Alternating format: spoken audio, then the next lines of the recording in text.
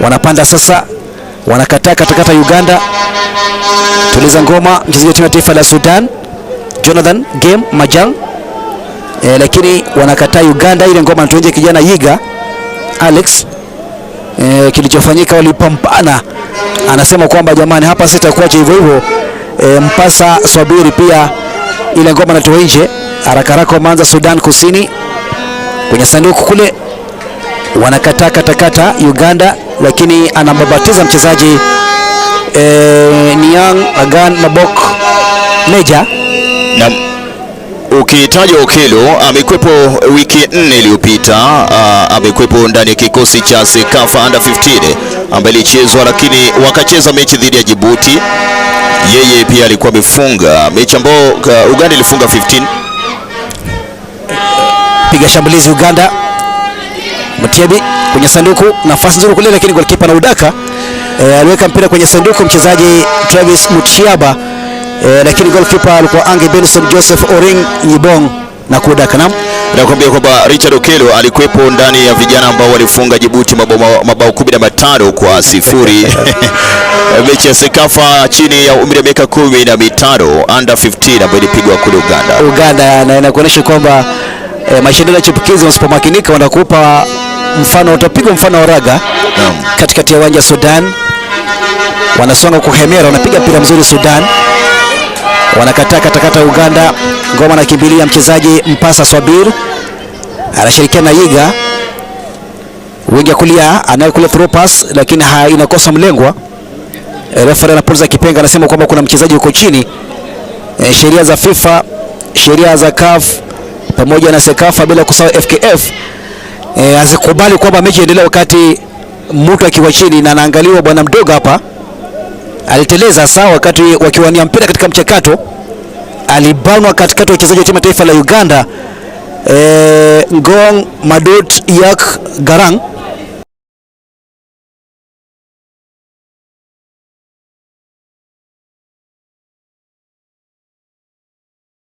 Hili ni kundi ambalo kila moja ya pointi 3-3. Wako sawa, game zao zote sawa, wakitoka sare.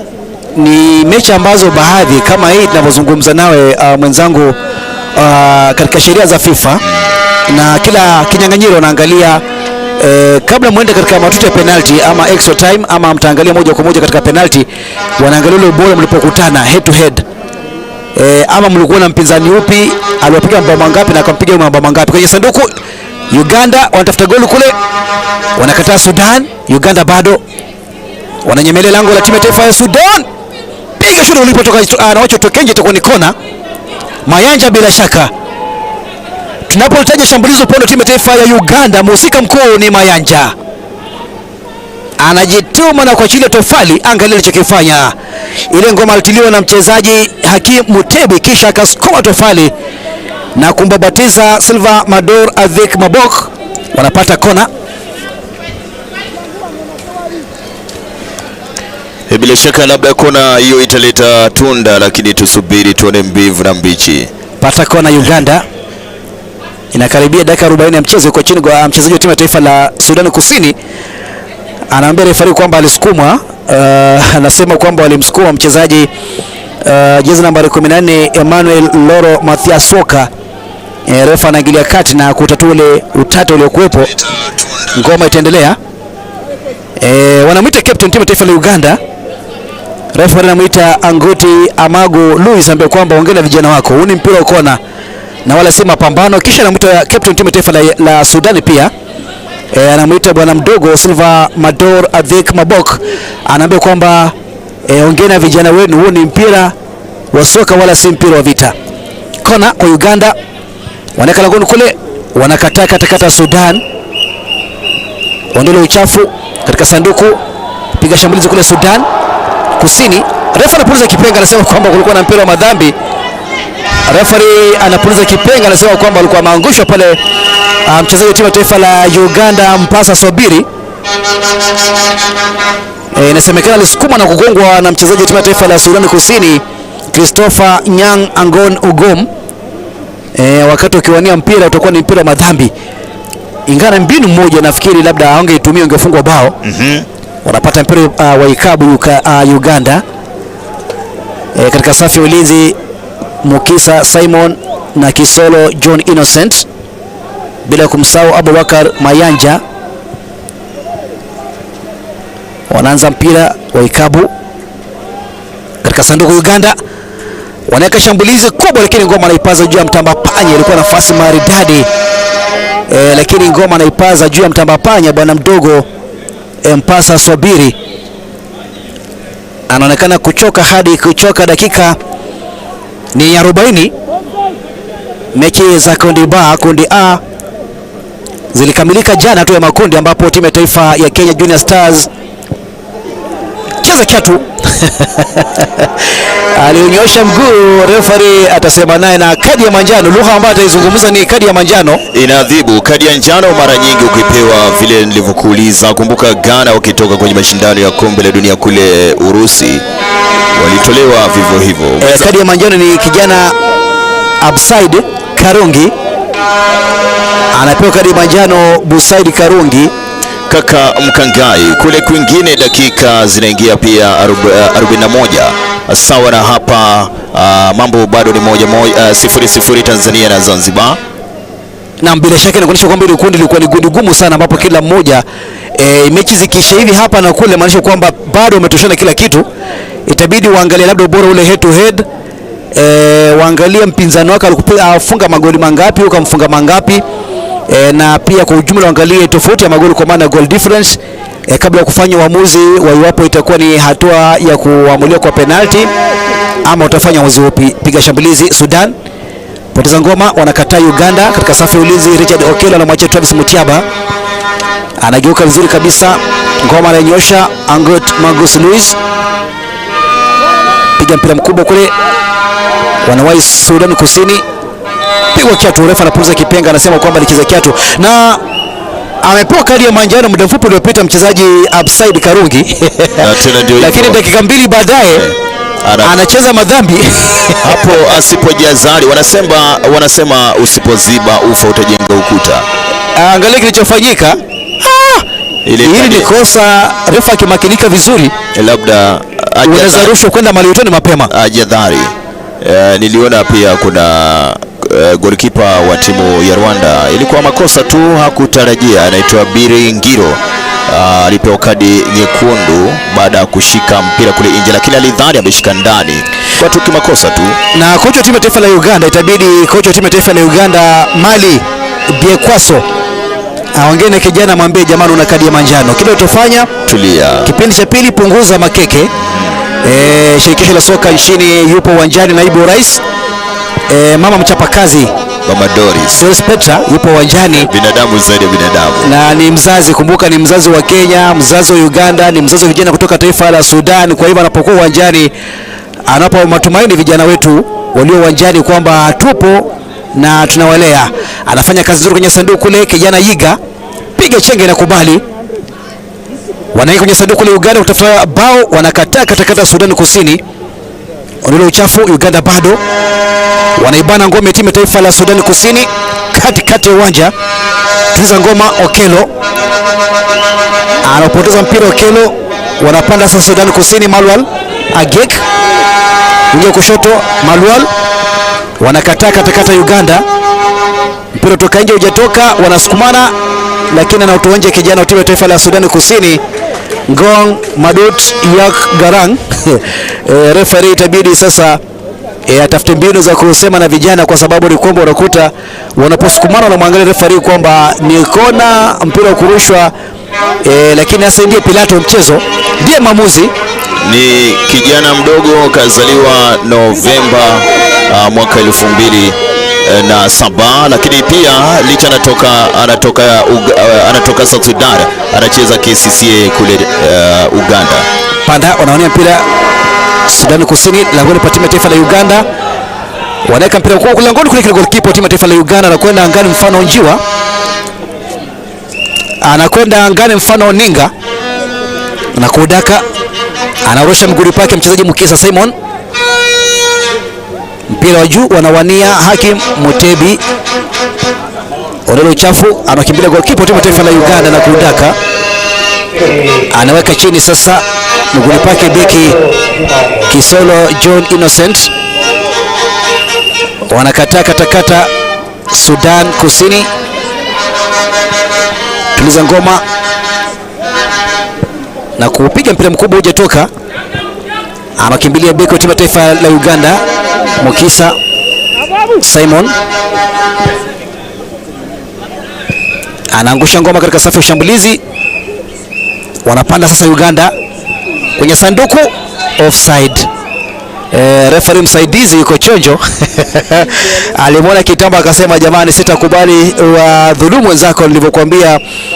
Referee ni Rurisa Patience Fidel kutoka taifa la Uganda la Rwanda, anashirikiana na Saidi Hamis Ndaisaba kutoka taifa la Rwanda.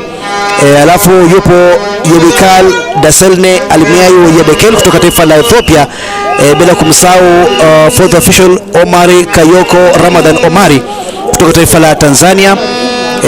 Piga shambulizi kwa Uganda kule, anakatakata goalkeeper timu ya taifa la Sudan Kusini. Ametoka amesema kwamba khair lama kuliko fedhea, na kuondoa uchafu Benson Joseph Oring Nyibong. Utakuwa ni mpira kurushwa dakika 46. Dakika 46 mchezo na karibia kwenda mapumzikoni. Kaongeza 3 kule. Referee ameongeza dakika zake 3. Maamuzi anasema kwamba za FIFA zimekamilika. Sasa ni zake 3 amazo anaongeza za ziada. Uganda piga shambulizi, wingi wa kushoto, mpira hujatoka bado. Alex Yiga anadokoa mpira, pasi maridadi na kubali kwenye sanduku kule. Wanakataa katakata Sudan Kusini katikati ya uwanja. Tuliza ngoma vizuri kabisa. Anakimbilia kwenye safu ya ulinzi mchezaji wa timu ya taifa ya Uganda Kisolo John Innocent. Anamtilia mpasa Swabir. Kwenda kasi, anaangushwa, refa anapiga kipenga. Wanafanya makosa hapa Sudan Kusini. Anaangushwa mchezaji Haki Mutebi. Alimwangusha ni mchezaji Christopher Nyang Ungom.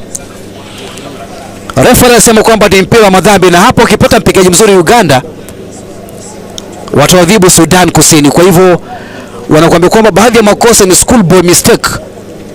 Angejizuia, lakini alifanya makosa. Huenda atazalisha njaa. Mpira ikabu upande wa timu taifa la Uganda.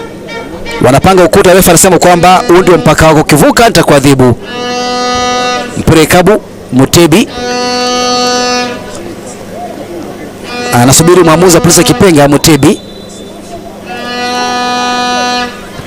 anaweka ngoma sandukuni kule juu kwa juu, lakini unakuwa ni mpira mwingi. Na wakati huo mwamuzi wa pambano la leo, referee Rurisa Patience Fidel, anasema tosha kwa sasa, anapuliza kipenga cha kuhitimisha ngoma. Half time, Uganda bila, Sudan Kusini bila. Michuano ya kombe taifa bingwa Afrika Mashariki na Kati CECAFA katika uwanja wa Mamboleo Kisumu.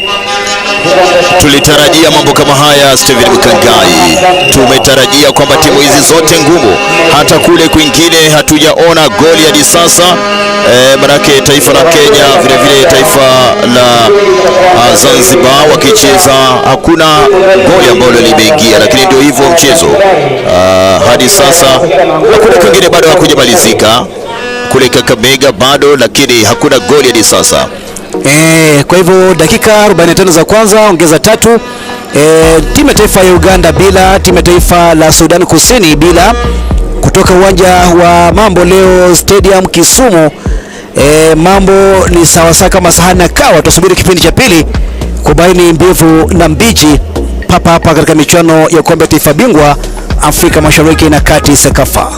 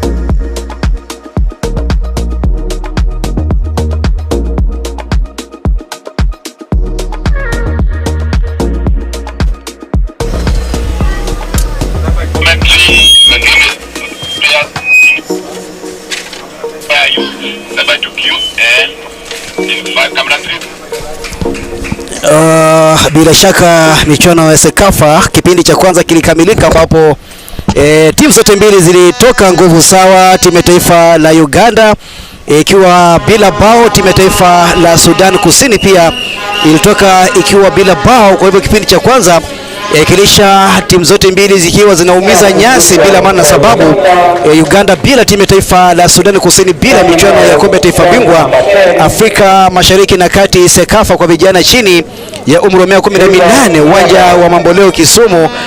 Tusubiri kipindi cha pili kuona, ambapo maamuzi ni pambano kama kawaida. Unaporudi uwanjani lazima uhesabu wachezaji wako, uangalie ni vipi, labda wameingia wengi uwanjani ama wamerudi wakiwa wote sawa. Anawakagua kuhesabu wachezaji 1 2 3 10 11, anasema sawa ndugu zetu wa Uganda.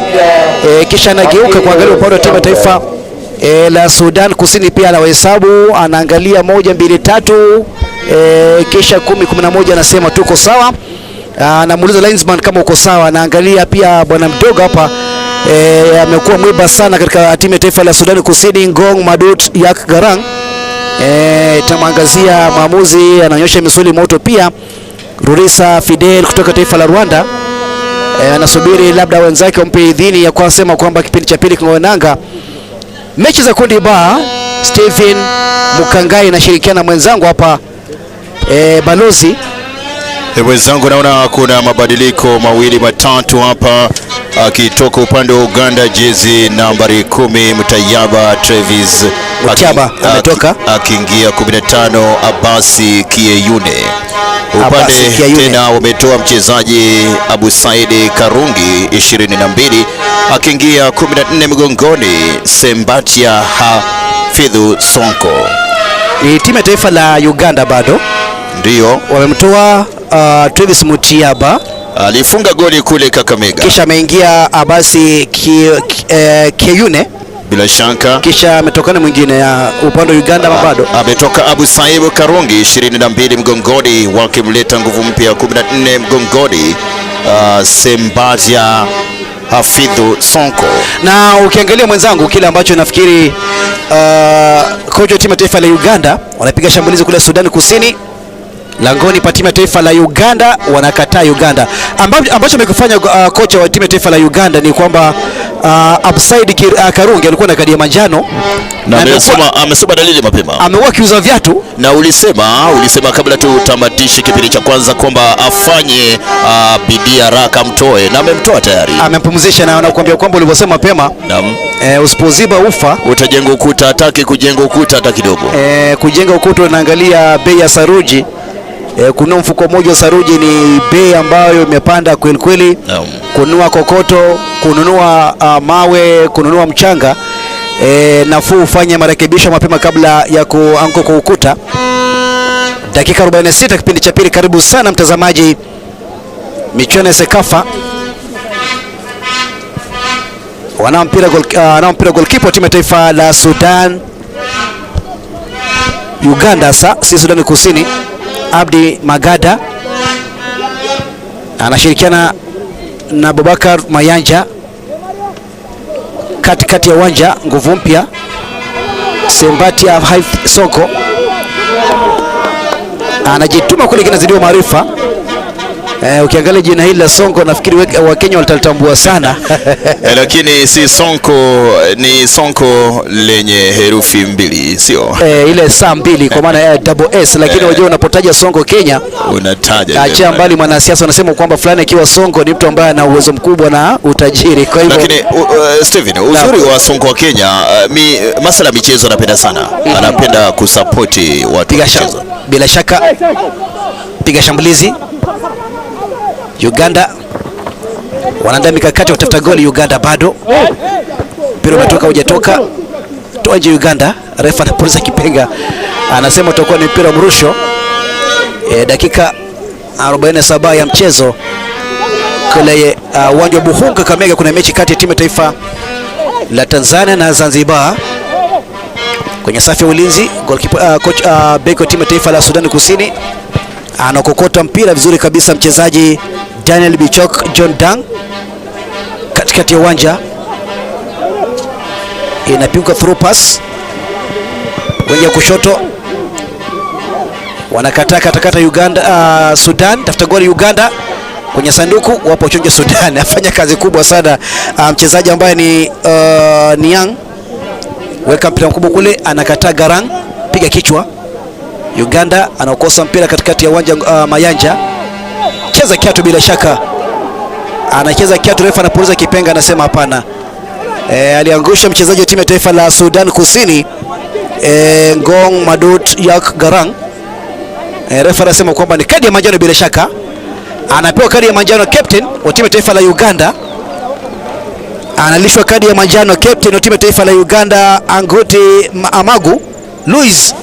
Anaambia kwamba wewe ni mwenyekiti wa muungano, lazima uwe kielelezo, kwa maana kwa mfano mzuri. Kwa hivyo unapofanya makosa nitakuadhibu bila kutambua kwamba wewe ni captain. Wanapata mpira ikabu Sudan, dakika 49 wanafanya ulinzi kule nyuma Uganda kuzuia mwanya wa kufungwa goli. Sudan Kusini kwenye sanduku kule wanakataa katakata Uganda, utakuwa ni mpira kurushwa. Alipiga kichwa paka nje uwanja mchezaji Jonathan Game Majang Ajong, lakini wakautoa nje Uganda. Wanapanda sasa haraka haraka Sudan Kusini, wanakataa katakata Uganda katikati ya uwanja. Piga chenga, inakubali, anafanya kazi kubwa, anakwenda kasi bila shaka. Bwana mdogo hapa anapiga chenga.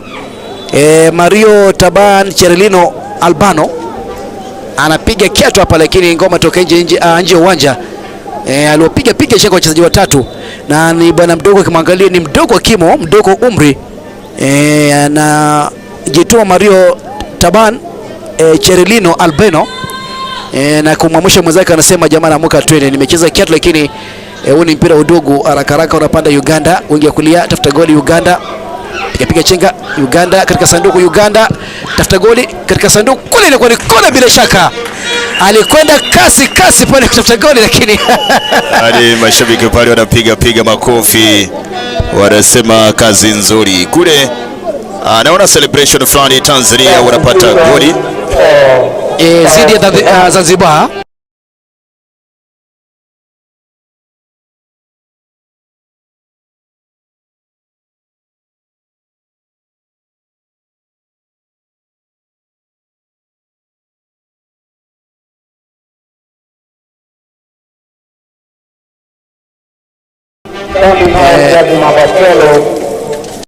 Anaingia na Lazarus Peter George Laku, wanaotoka takueleza baada ya mpira wa kona upande wa timu ya taifa la Sudan Kusini.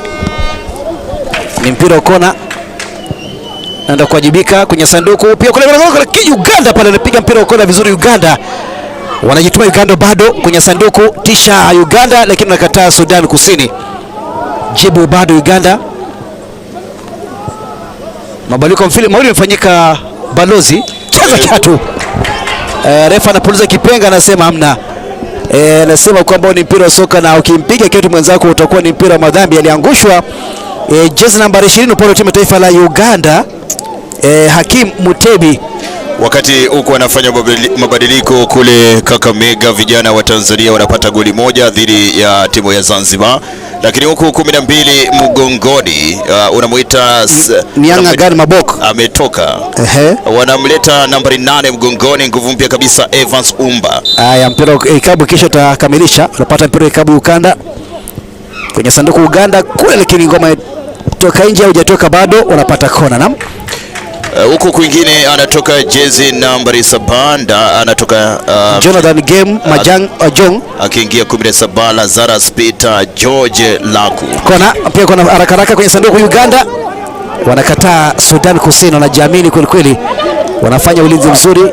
Anakimbilia ngoma mchezaji ni Ngong Madut Yak Garang kwenye sanduku, ingia kule kasi, bado anakwenda kasi mfano umeme, lakini wanakataa katakata. Goalkeeper timu taifa la Uganda anasema heri lama kuliko fedhea, anasema heri ya kuzama kuliko lawama.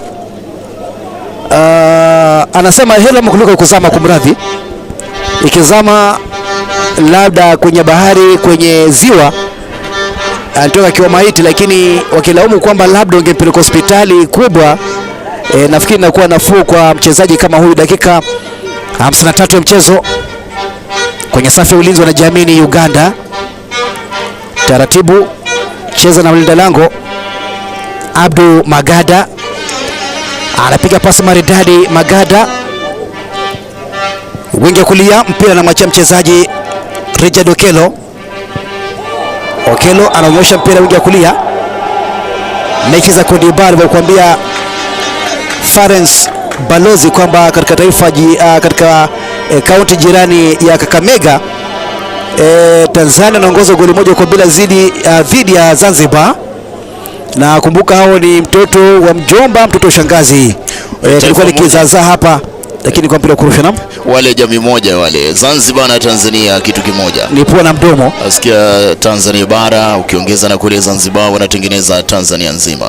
Wanaposema wajua huwa kuna timu moja tu, ukiangalia wakati wa michuano kama ya AFCON unakuta kwamba labda wakati huo michuano kombe la dunia wanajenga timu moja, timu ya taifa la Zanzibar na Uganda wanajumuisha, inakuwa ni Taifa Stars. Lakini wakiwa Tanzania bila Zanzibar inaitwa Kilimanjaro Stars. Kill Stars. Kilimanjaro. Haya, mpira kurushwa na mwana kocha timu taifa la Sudan Kusini, James Ezekiel Ismail anaambia jamani, tucheze mpira haraka haraka, tafuta goli. Sudan Kusini anakokota mpira vizuri kabisa, mchezaji jezi nambari 5 mgongoni, Malwal Liel Nyek Riak. Utakuwa ni mpira kurushwa na urusha Riak, haujatoka bado. Malwal Riak anabanwa, weka pasi maridadi, tuliza ngoma vizuri kabisa. Wanapanda Uganda sasa, wanafanikiwa kuchukua mpira Uganda, ni katika mawindo ya mabao, tafuta goli. Mayanja anazidiwa maarifa na mchezaji wa timu ya taifa la Sudan David Mabil Aywen Agwek. Utakuwa ni mpira kurushwa, wanakwenda kurusha haraka haraka Uganda, wingi kulia. Mchezaji nguvu mpya upande wa timu ya taifa la Uganda, Sembatia Hafidhu Songo, anaweka mpira katikati ya uwanja. Captain anakalia manjano, captain itabidi jiangalie sana. Captain anaangalia mguu wake, anasema bado uko sawa, anaamka. Cheza na goalkeeper katika safu ya ulinzi Uganda, unaweka mpira mkubwa kule, wanajibu Sudan Kusini. Dakika 56 wanapiga pasi nzuri sasa, 1-2 Uganda wanakwenda kwa mikakati, wanaweka mbinu za kutoka na ushindi. Uganda wanaibana timu ya taifa ya Sudan, piga shot kule, itakuwa ni kona. Anausukuma mpira kwenye sanduku kule aliangalia walivyokuwa wamesimama, bila shaka akapiga chenga. Anaitumia maarifa, mbinu na ujanja, lakini goalkeeper wa timu ya taifa la Sudan Kusini anamzuia na kumnyima nafasi mchezaji Mpasa Sobiri. Uganda wanarudi sasa, wamekita hema katika ngome ya timu ya taifa la Sudan Kusini, lakini wapo chonjo Sudan Kusini.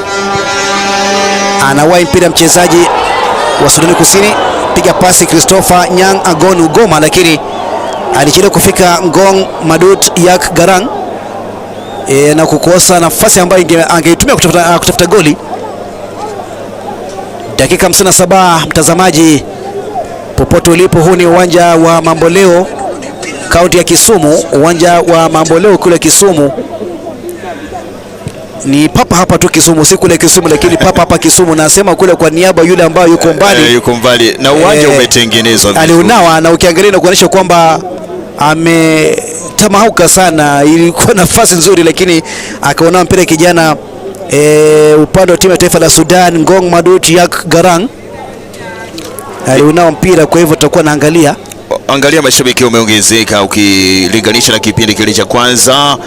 Inabadilisha kwamba Kakamega, Kisumu mashabiki ni wengi kweli. Steven Mukangai, mpira ikabu, bila shaka wanapiga shambulizi. Sudan Kusini wanaingia sandukuni kule, wanakataa Uganda, wanajiamini sasa. Uganda wanajibu mashambulizi, lakini katika safu ya ulinzi yupo chonja kabisa beki wa timu ya taifa la Sudan David Mabil Ayeng Agwek. Ile ngoma anaitoa, wanarusha Uganda kwenye sanduku, kizaza kule, goalkeeper anafanya makosa, lakini anaudaka, ingawa katika juhudi za kuchukua mpira goalkeeper anamgonga mwenzake. Goalkeeper anamgonga mwenzake, ingawa refa wajua anaangalia pia majeraha. Wiki jana naambia referee, jamani, wamegongana wenyewe. Mimi naitwa Okelo Richard. Mimi sikuhusika. Lakini refa anasema kwamba ukiangalia katika mpira wa soka, sheria za CAF, FIFA na CECAFA na pia FKF, angalia kilichofanyika. Uliweka mpira kwenye sanduku, mpira mkubwa kule, alihusika. Alihusika, alimgota mgongoni na refa, na hisi kwamba ni mtu ambaye ametumia akili nyingi. Sasa ndio amemwambia kwamba nilikuona na ukinifunza kazi basi nitakupa kadi ya manjano. Kipa huyo wa Future Stars Academy kutoka Sudan Kusini anafanya vyema sana. Amezaliwa mwaka 2006, juzi tu, lakini wanafanya vizuri. Bila shaka wanasema nasi popote watazamaji katika mataifa ukanda Afrika Mashariki. Burudani kali la michuano ya CECAFA. Sudan Kusini pigwa kiatu. Ana kadi ya manjano nahodha wa timu ya taifa la Uganda, lakini ana kadi ya manjano, ajiangalie sana kwa sababu kadi moja manjano anguti, ongeza ya manjano inakuwa ni nyekundu. Utapewa kadi sawa na jezi ya timu ya Sudan. Itabidi kwenda nje. Atakwenda maliwetoni mapema. Angalia alichokifanya. Alimpana, alimvuta na ilibidi atumia ujanja, alimpiga kutoka nyuma. Refa anasema kwamba hamna, na alitumia, anasema kwamba ni professional foul, ile kosa ambalo refa itabidi tumemiwani kuliangalia, lakini refa anasema kwamba amekula karoti za kutosha. Wanapata mpira ikabu Sudan Kusini kuelekeza lango la timu ya taifa la Uganda. Anakwenda kuwajibika, jezi nambari 10 gongoni, Mariot Taban Cherelino anaweka sanduku kwa Cherelino, goalkeeper na udaka, aliwaangusha mpira sandukuni, goalkeeper ipo chonjo. Hapa Kenya kuna Chelimo kule kuna Jelimo, lakini ukienda Sudan Kusini kuna Mario Taban Cherelino Albano. Nadhani ni damu moja tu. Wajua wengi kutoka Sudani wako hapa nyumbani. Bila shaka wa Nile, sio? Bila shaka ukiangalia ni Afrika mzima. Afrika ukiangalia Afrika nazungumzia Bantu, Afrika Nile ambao wapo Cameroon, Nigeria, wapo Kenya, Tanzania, Uganda. Ndio maana tuna Dennis Onyango. Wapo kote kote, kuna Onyango Uganda, kuna Onyango Kenya. Piga shambulizi Uganda langoni pa timu ya taifa la Sudan, lakini mpira hujatoka bado. Uganda langoni, anapoteza nafasi ya wazi. Anapoteza nafasi ya wazi mchezaji wa timu taifa la Uganda. Anapoteza nafasi. Nguvu mpya Abasi Keyune alifanya kazi kubwa sana mchezaji Richard Okelo, akamtilia pasi maridadi, lakini anapoteza. Wanasema majuto mjukuu, labda yeye hata juta leo, lakini wajukuu wake watajuta. Nafasi ilikuwa nzuri hiyo. Na kusema wajukuu nafikiri huja baadaye. Baadaye tusubiri wajukuu kesho ama kesho kutwa. Kesho kutwa manake utakuwa baadaye ni punde tu refa atakapopuliza kipenga cha mwisho. Naam.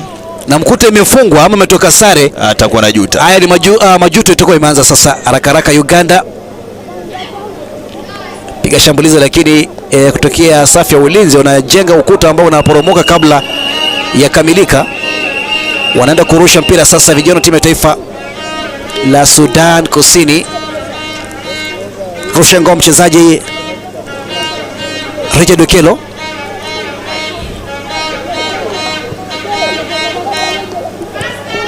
Sudan cheza na goalkeeper katika safu ya ulinzi, anafanya kazi kubwa. Goalkeeper pia anamakinika vilivyo.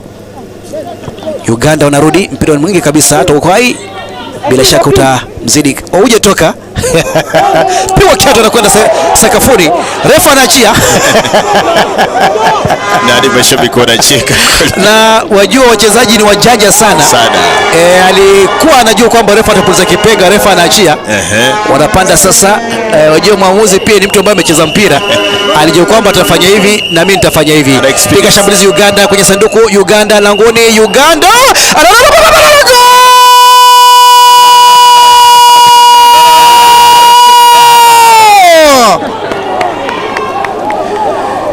anatumbukiza mpira huu, ni mtazamaji. 63 ya mchezo. Kuna pambazuka, kumekucha kulichele, wanapata bao la ufunguzi Uganda, na mhusika mkuu aliingia sandukuni mchezaji Richard Okello. Tumemtaja mara nyingi Steven Ukangai kwamba Okello ataleta kitu. Jua jina Okello ni kuleta kule Uganda na Kenya. Ameleta tumaini, ameleta matumaini kwa timu yao baada ya kupata cross nzuri. Okello akamwangalia kipa ameketi namna gani, anaipa timu ya Uganda goli la kuongoza. Uganda 1, Sudan Kusini hawajapata goli. Dakika ya 64 ya mchezo na wakueleza balozi hapa katika uwanja wa mambo leo Kisumu. Sasa mambo ni leo wanakuambia sema kesho ni mwongo bila shaka, na Okello wanakuambia kwamba ukibishabisha utafunguliwa, ukigonga utafunguliwa. Dakika ya 64 ya mchezo aliingia sandukuni mchezaji Haki Mutebi, akamwachia ngoma Alex Yiga, akapiga kisigino kikampata mchezaji Okello na kutumbukiza mpira uvuni. Goli maridadi, goli safi. Sasa wana deni, na dawa ya deni ni kulipa. Deni kwa Sudan Kusini kulipa. Okello nakwambia wakicheza dhidi ya Djibouti CECAFA Under 15 alifanya vema. Alifunga, alikuwa miongoni mwa wafungaji. Mwezi mmoja uliopita mabao 15 dhidi ya 0. Magoli 15 kwa bila. Alikuwa miongoni mwa wafungaji. Cheza sasa wanajiamini. Unajua sasa dakika ya 65 mechi kisha hivi. Naam. Uganda utakuwa na fuzu katika hatua ya nusu finali. Na kule kwingine kule Buhungu, Kakamega, vile Tanzania goli moja, Zanzibar hawajapata goli. Twende sasa Uganda tafuta bao la pili na kwenda kuhemera Uganda katika sanduku, liweka mpira mkubwa kule Uganda katika sanduku, bado mpira umetoka hujatoka, mpira umetoka hujatoka, ndio umetoka. Refa anasema kwamba hatukubali haramu watawacha mpira utoke nje, na wamefunga goli lakini wanazidisha mashambulizi, wanaongeza mashambulizi. Sudan ya Kusini pia walikuwa wanafanya vizuri lakini wamelegea kidogo. Inabidi kocha aweze kumakinika, vijana wake wafanye bidii. Kuna mchezaji wa timu ya taifa la yuko chini wa timu ya taifa la Sudan Kusini. Okello ni miongoni mwa wachezaji wazuri sana. Ukiangalia Uganda haya mashindano kaka, wajua ni wachezaji vijana wadogo chini ya umri wa 18, lakini wengi wamekula wakashiba. Wameshiba hususani kutoka Uganda. Jamaa kule wanakula matoke. Wanakula matoke. President kule alisema kwetu tunaweza kula bila kufanya kazi. Nilifunga bao ambalo alifunga Okello, angalia alichokifanya. Aliangalia makosa aliyofanya mabegi na kisha akautumbukiza mpira wavuni. Goli maridadi, goli safi sana hili. Nafikiri litaisukuma Uganda kwenye nusu finali iwapo mechi itaisha hivi. Iwapo mechi itakamilika hivi, hapana shaka Uganda utakuwa wanafuzu nusu finali. Na kuna jeraha, anapanda machela mchezaji Kisolo John Innocent. Ukiangalia dakika za kwanza 2-3 na dakika kama 30 hivi alikuwa anauza kiatu, lakini sasa amegeuziwa. Na ukipata mchezaji amekubali kupanda machela Kisolo, sio? Kisolo ni Innocent Kisolo. Angekuwa Kenya angekuwa anatoka Makweni. Labda tunazungumzia lakini hapa Kenya pia huyu ni Kisolo, lakini Kenya kulikuwa na goalkeeper zama zile akiwa AFC Leopards na timu ya taifa ya Harambee Stars John Busolo. Kwa hivyo ni Kisolo. Ngoma imeanza tena akiwa nje na ananyanyuka, amerudi uwanjani haraka piga shambulizi. Goalkeeper na udaka waliingia kwenye sanduku Sudan. Goalkeeper na udaka mpira dakika ya 67 ya mchezo. Michuano ya kombe taifa bingwa Afrika Mashariki na Kati CECAFA kwa vijana chini ya umri wa 18 inakuonyesha kwamba Kenya kuna vipaji, Uganda kuna vipaji, Somalia kuna vipaji, Tanzania kuna vipaji, Somalia kuna vipaji, Sudan kuna vipaji. Sudan Kusini si ni wabaya kufungwa goli, lakini ni hali ya mchezo. Wanacheza mpira mzuri Sudan Kusini. Twende sasa Sudan Kusini katikati ya uwanja, poteza mpira wanawa Uganda, wingi ya kulia anawahi mpira kule, anaambia Kulibanyongole anasema hapana, twende Sudan. Anajaviri, anapiga pasi nzuri wingi kule, lakini mlengo anaupata bila shaka. Piga chenga zinakubali Sudan, piga kisigino kinaingia kwenye sanduku. Sudan Kusini tafuta goli kule, lakini anajangusha na penalty, anaambia kwamba ni goal kick. Na jezi nambari 5 upande wa Sudan Kusini anaitwa Malwal Riak. Ni mtepetevu kidogo hasa kipindi cha pili, lakini amesaidiwa sana na 17 nguvu mpya Lazarus Peter George Alaku ambaye amesukuma hiyo mpira hiyo vizuri. Kama angetumika vizuri Malwal, labda wangekuwa na hesabu moja. Lakini mchezaji mzuri, nafasi kama ukipata, nafikiri mambo ni mawili, labda si matatu, mambo ni mawili. Kwa michezo ni mawili, sio? Mchezo mambo ni mawili, mpira uwe kona ama uwe kwenye sanduku wa shambulizo uwanie. Dakika sasa 69 ni water break, wachezaji angaa kutuliza joto, kupunguza mhimuko, kasi ya mchezo. Walipata goli dakika ya 63 walio kwenye sanduku, mpira ukapigwa, wakaozubaisha mabeko timu taifa la Sudan Kusini. Kisha Okelo Richard akamwambia goalkeeper, chukua kama una uwezo. Naye goalkeeper alijituma sana, Benson Joseph Oring Biong Nyibong, na ngome kajaja wavuni. Na wale ambao wanasema hapa kinachofanyika sasa ni kueleza tu kwamba sasa zilikuwa ni sherehe shamra, na muda huu pia makocha sasa, kocha timu taifa la Sudan anaongea na vijana wake James Ezekiel Ismail, fanya mabadiliko. Naam, fanya mabadiliko. Anafanya mabadiliko kidogo Sudan Kusini. Anaingia jezi nambari, anaingia ndani pale jezi nambari 20 Philip Ludanga akitoka 15 mchezaji Christopher Ungom. Bila shaka wanamtoa, wanampumzisha mchezaji Christopher Nyang Ungom. Yeye alifunga goli wakicheza dhidi ya vijana wa Tanzania. Na iwapo mambo itaisha, inamaanisha kwamba safari yake katika mashindano itakamilika ikiwa na goli moja. So inabidi aje ombe timu yake wafunge mapema ndiye arudi tena kwa mchezo. Hapana shaka. Wanapata mpira ikabu Sudan Kusini. Langoni pa timu taifa la Uganda, kizaza wanakataa Uganda. Weka ngoma chini. Sudan Kusini piga kichwa, ikisemekana aliangushwa biko timu taifa la Uganda. Refa anasema kwamba hapana, utakuwa ni mpira wa madhambi. Ukimwangalia na cheka tu unajua kwamba tayari unaongoza dakika 71, na ukiangalia balozi, makocha wengi hufanya mabadiliko muda wa dakika 70 kwenda juu. Na tena naona kuna nadhani kuna jingine pia tutakuwa tunakujuza nani anaondoka, atakaingia nani. Naam. Wanapanda sasa haraka Sudan Kusini. Uganda sasa tuliza ngoma. Si Tito ni Okelo, Richard Okelo na Alex Yiga wanaonana vizuri kabisa. Refa anasema kwamba tutakuwa ni mpira wa madhambi. Anaambia bwana mdogo, njoo hapa, nikizungumza unanyamaza. Huyu ni Silva Mador Adhik Mabok, ndiye captain. Anaambia nikizungumza unanyamaza. Nicheza kiatu hapa. Refa anasema kwamba jamani, ni kosa la kadi ya manjano. Anaambia njoo hapa Madhika, captain pia timu taifa la Sudan Kusini. Refa anambia jamani, mimi ndio boss, nikizungumza unasikiza. Anasema kubwa limesikia.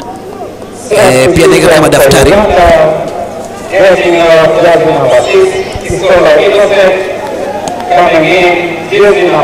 Fanya mabadiliko. Hapana shaka ndiyo wana mabadiliko yanayofanyika upande wa timu taifa la Uganda. Rafiki yako Kisolo tumemtaja, kama angekuwa Mkenya angeitwa Usolo. Alikuwa amejeruhiwa, anapumzishwa bila shaka damu. Anatoka Kisolo John Innocent, jezi nambari 6. Nafasi yake inachukuliwa na mchezaji jezi nambari 4 mgongoni Frank Katongole. Kwenye sanduku Uganda kule tafuta goli jingine, kile ngoma naipasa juu mtabapanya. Tafuta goli la pili kule, lakini kwenye sanduku ule mpira unaopasa juu mtabapanya. Mchezaji nguvu mpya upande timu taifa la Uganda Abasi Kieyune. Kwa hivyo makocha wote wametoa wachezaji watatu ndani, wameingiza watatu. Bila shaka wanaosoma mchezo vizuri kabisa. Wanapata kona Uganda dakika 73 kipindi cha pili. Uwanja wa Mamboleo kule Uganda kuna Nambole lakini hapa Kisumu kuna mambo leo. Kwenye sanduku mpira uko unapigwa, wanakataa katakata Sudan, lakini aliotoa nje mzao taifa la Uganda nguvu mpya. Refa anasema kwamba utakuwa ni mpira ikabu wa goal kick.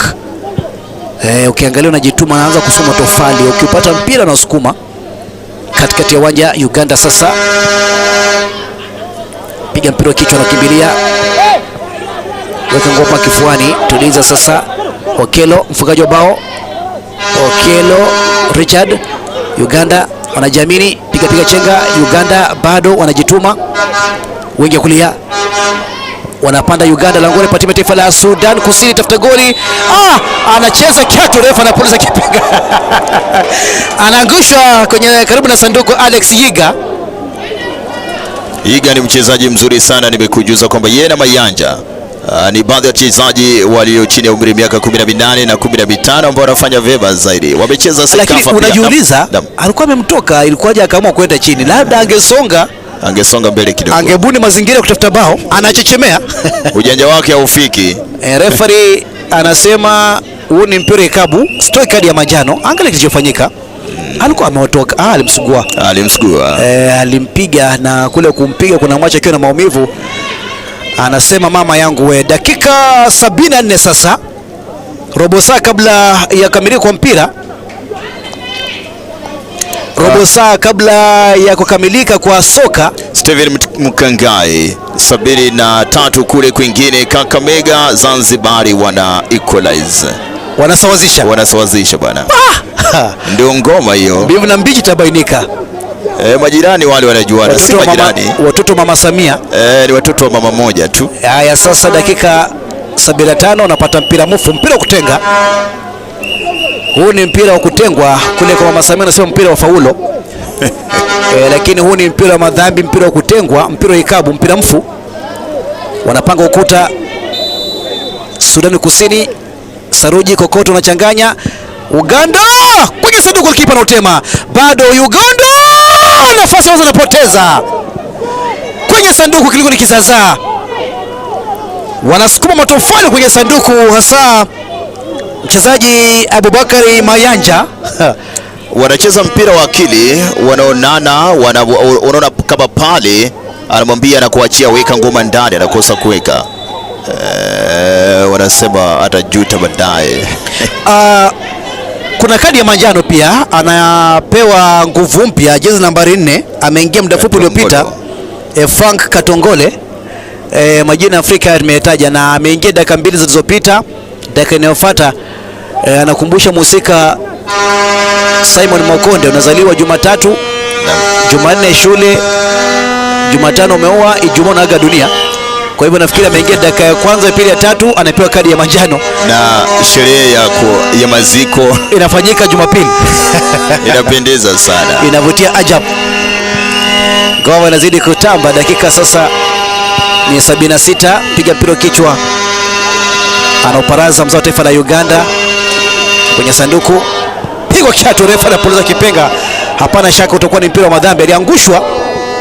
Anapigwa mchezaji nguvu mpya pia timu taifa la Uganda, Abasi Keyune anapigwa, refa anasema kwamba utakuwa ni mpira. Wanasukumana wachezaji hapa katika Mayanja pia anakuja chini hapa sasa na kizaza, lakini ni study tu ya mchezo, wanaelewana hawa, kama Zinduna na Ambari.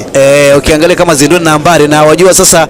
Angalia captain wa timu ya taifa la Sudan, aliza referee, hili ni kosa ambalo nafikiri umeliangalia, na sisi hapo tukichezewa visivyo uliachia, na refa anasema kwamba mimi ndiye maamuzi, rudi hapa. Anaongea kwa nidhamu kweli. Walisukumana squeeze hapa. Naona captain timu ya taifa la Uganda, siku hizi utovu wa nidhamu umepungua sana barani Afrika. Watu wanacheza ngoma tu, hata kama kuna hivyo, lakini kuna hiyo kuelewana. Kitambo miaka nyuma nikiwa bado kijana mdogo, walisukumana hapa. Kulikuwa watu walikuwa na kwaruzana. Kitambo mambo yalikuwa mabaya. Yuko chini Abubakari Mayanja, mwaka 1998 1998. Kulikuwa na mchezaji wa timu ya taifa la Uganda Jackson Mayanja, na alikuwa timu ya KCCA. Wakati wakicheza na AFC Leopards katika michuano ya ubingwa wa Africa CAF Champions League, uwanja wa taifa wa Nyayo, walimwacha jamani tu Wycliffe Jumba Wycliffe Jumba. Ilipita Wycliffe Jumba mshike paka mvue jezi. Kwa hiyo majina Mayanja ni watu ambao huwa ni hatari sana. Yuko chini Jackson Mayanja. Anakubali kunyanyuka. Ananyanyuka sasa. Mwenzake pia wanasema kwamba wana waste time, ndio unasikia sauti zile kali za mashabiki kutoka taifa la Sudan. Baraka 12 dakika zimefutika. 12 zimebakia. Ndio zimefutika 78. Naam. Bado dakika 12. Refa ataongeza kama dakika 3 ama dakika 4. Unajua ni vijana wadogo, uwezi ongeza muda mwingi kwa kuumiza. Utakuwa ni mpira wa madhambi. Na ukiangalia majina ya Afrika, Uganda kuna Frank Katongole. Lakini ukienda sasa kule Zambia kuna Chris Katongo. Kwa hiyo ni majina ya Kiafrika, kuna Katongole na Katongo. Kuna usuba fulani wa Afrika ni damu moja tu. Familia moja. Unapata alipenda kusema sana damu nyeusi mwandishi Ken Walibora. Marehemu Ken Walibora. Unapata mpira ikabu katika sanduku. Uganda piga mpira mfupi. Uganda tafuta goli la pili, langoni kule. Kona bila shaka. Mpira hujatoka, ondoa uchafu. Wanakosa Sudan. Hawa vijana ni wajanja sana Sudan. Uganda ni wabunifu ajabu. Rudi tafuta goli jingine. Wanatafuta bao la pili katika mchakato wa kufunga kazi, na dakika inakaribia 80. Ukipata bao la pili nafikiri watafunga mchezo. Bado wanaingia sandukuni Uganda, langoni pa Sudan, lakini itakuwa ni goal kick. Wanasukumana kule nje. Kiangalia kilichofanyika, ule ni ubunifu wa hali ya juu. Aliweka mpira katika sanduku kikapiwa kiburi, lakini goalkeeper akafanya kazi kubwa. Nikiulizwa labda man of the match upande wa timu ya taifa la Sudan Kusini, goalkeeper Benson Joseph Oring Nyibong anastahili pongezi. Amecheza vema, ameokoa mashuti nyingi, kombora zimetumwa kwenye lango lake, lakini anaokoa sana. Haya, twende Sudan, tafuta goli. Anakimbilia ngoma, nguvu mpya. Mchezaji Evans Umba anaweka mpira miguuni pake. Mchezaji anajituma pale, kijana Mario Teban katika safu ya ulinzi, anakwenda kupiga mpira na kumvuta mwenzake. Tuliza na unawa, hapana shaka refa anaachia. Wanapanda Sudan Kusini katika mchakato utafuta goli. Weka ngoma chini sasa taratibu. Wanapanda Sudan Kusini, wanakatakata Uganda, nguvu mpya Samba Hafidh Sonko, wanakatakata Sudan. Dakika sasa ni 81, dakika 9 imekamilika. Mabadiliko mengi utafanywa. Wanafanya juhudi za kutafuta magoli. Watafuta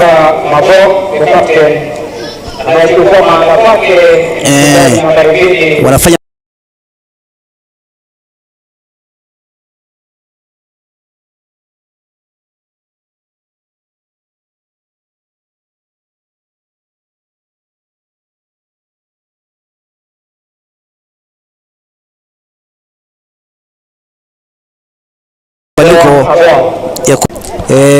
hapa wanamtoa captain Sudan Kusini. Mwenzangu unamtoa captain. Umemtaja sana captain kwamba labda ataondoka Mabok. Wanamleta mchezaji jezi nambari 2 Corona Gonga akichukua nafasi yake, vile vile wakitoa pale mchezaji nambari 10 mgongoni, wanamwambia nenda nje Mario Taban Cherelimo. Pia narushwa nje. Nafasi yake inachukuliwa na 18 mgongoni Sabir James. Dakika 82, uwezo wanao. Huu ni mpira soka, na mpira kuvuka mstari wa lango ni sekunde tu. Chochote chawezekana. Ndugu zetu wa Uganda nasema kwamba msafiri ni yule aliye bandarini. Kwa ndugu zetu wa Uganda tunawatia moyo kwamba msafiri ni yule aliye bandarini, na kwa ndugu zetu wa Sudan Kusini tunaambia kwamba kutangulia si kufika. Ingawa Kenya hii miji Nairobi, Kisumu, Kakamega, Busia, Mombasa, lugha ya mtani kwamba kutangulia kwa basi kulewa. Kaka Steven Mukangai naona tayari Sudan Kusini wamekwisha toa watano, wameleta watano Uganda watatu wanasubiri labda walete wawili wakimaliza ile dakika mwisho. Sasa hapo je, timu ambayo iko chini ya shinikizo ni timu taifa la Sudan. Wanapanda Uganda. Hii ni michuano ambayo inaangaliwa kote duniani. Sudan Kusini wanavamiwa. Uganda sasa piga shambulizi, piga mpira ovyo kabisa.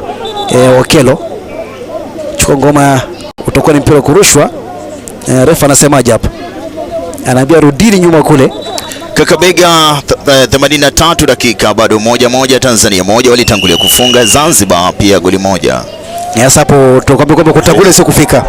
Walitangulia kupata goli Uganda, Tanzania, lakini wakarudi nyuma Zanzibar, wamesawazisha. Na mpira ni wajabu, utakuta umetoka nyuma upata ushindi. Wanafanya badiliko jingine Uganda. Watamtoa jezi nambari 9. Anaingia jezi nambari 16 Dennis Kisiriko. Anayetoka mchezaji jezi nambari 9 Abubakar Mayanja. Naam. Anayetoka alafu anaingia Dennis Kisiriko. Bila shaka wanafanya mabadiliko moja kumradhi, na kujima mawili yalifanywa na Sudan katikati ya uwanja. Piga ngoma Sudan Kusini, mchezaji Kuron Agong anakataa bei kwa timu taifa la Uganda. Fred Okelo anakwenda kasi, nguvu mpya sasa. Kisiriko Dennis anama mpira ikabu, refa anasema kwamba ulijiangusha, mkatwende. Sudan Kusini wanasukumana, tutakuwa ni mpira kurushwa baada ya dakika 5 ngoma ikamilike. Wanajamini sana hapa vijana timu ya Sudan Kusini, ndio wamefungwa. Mayanja mwishowe amekwenda nje. Amerushwa nje Mayanja. Wanamleta mchezaji ambao wanamwamini sana. Sudan Kusini weka mpira kutoka mbali, lakini goalkeeper anasema jamani, jaribu wakati mwingine mjomba. Naangalia kocha timu ya taifa la Sudan Kusini, unajua mechi kama hizi unapifika nyumbani ukuta kwamba katika anga tu unashuka ulifutwa kazi. Kwa hivyo kocha timu ya taifa la Sudan Kusini James Ezekiel Ismail anaambia vijana jamani, msiniangushe. Lakini sasa kocha ambaye ametulia ni kocha timu ya taifa la Uganda. Wako mbele goli moja. Pia Kwaso Ochama Moses Eje Moli kumleta Kisiriko ndani akimtoa Mayanja kunaonyesha nini ndugu yangu baraki? Na ukiangalia tangu ingie Kisiriko sasa anadhibiti ile kasi ya mpira. Akipata mpira nafikiri lengo lake si kufunga bao, ni kupoteza muda tu. Wanapanda, kuna mtu mpigwa kule nyuma, refa atarudi nyuma kuangalia tukio. Wanapanda Uganda, wengi kushoto. Okelo, hapana sio Okelo. Weka sanduku kule, itakuwa ni kona. Alikwenda kasi hapa mchezaji Mpasa Swabir. Wanapata kona dakika ya 86 Uganda. Wanapata kona Uganda dakika ya 86. Hapa kinachofanyika sasa, wanasubiri kuona refa atapuliza kipenga. Anatamani kuona hata wajuka ndugu zetu wa Uganda watamani refa malize mechi mapema. Wanatamani sana. Kwa ndugu zetu wa Sudan Kusini unaomba refa ongeza dakika 10. Lakini 10 itakuwa vigumu. Mwanza kwa nafupi kwenye sanduku. Weka mpira chini kwa chini, unatema itakuwa ni kona. Hakim Mtebi goalkeeper anafanya kazi kubwa. Hakim anafanya Mtebi ni mchezaji mjanja sana. Ni mjanja sana. Angalia chokifanya, weka mpira kisha na utema. Mashabiki wa Uganda wanaelewa sana Kizungu, Kiswahili, nasikia wanapiga kwa mbali sana. Kwa nafupi Uganda bado Kiswahili lugha ya Afrika sasa. Natamani sana kujua Kinyarwanda na Kibuganda. Kinyarwanda ukienda kule Wanyarwanda kuna Wahudu na Wahutu na Watuth. Alafu ukipata sasa lugha ile inatumika sana Kifaransa. Uganda ni Kimombo. Lakini unakuta kwamba kuna jamii nyingi tu kule Uganda ambazo zinazungumza lugha tofauti. Mpira ikabu ni mpira kurushwa. Wanarusha haraka Sudan Kusini, wanawa Uganda kwenda kasi, mfano wa chita ama duma. Uganda anaangushwa, refa anapuliza kipenga, anasema utakuwa ni mpira wa madhambi. wajanja sana walikwenda kule bwana mdogo ambaye ni kuvu mpya Frank Katongole. Refa anasema kwamba aliangushwa utakuwa ni mpira wa madhambi. Si Katongole ambaye ameongea Dennis Kisiriko, kumradhi. Anaangushwa Kisiriko, anakuambia kwamba ameingia kuja kutuliza kazi ya mpira na ni mbinu ambazo labda ameambiwa kwamba nenda kitu utakachokifanya wakiupata mpira wazuie. Sasa dakika 88 mchezo, na kule kwingine pia ni 1-1 kule Kakamega Tanzania na Zanzibar, dakika 88 pia. Mpira ikabu katika sanduku Uganda kule.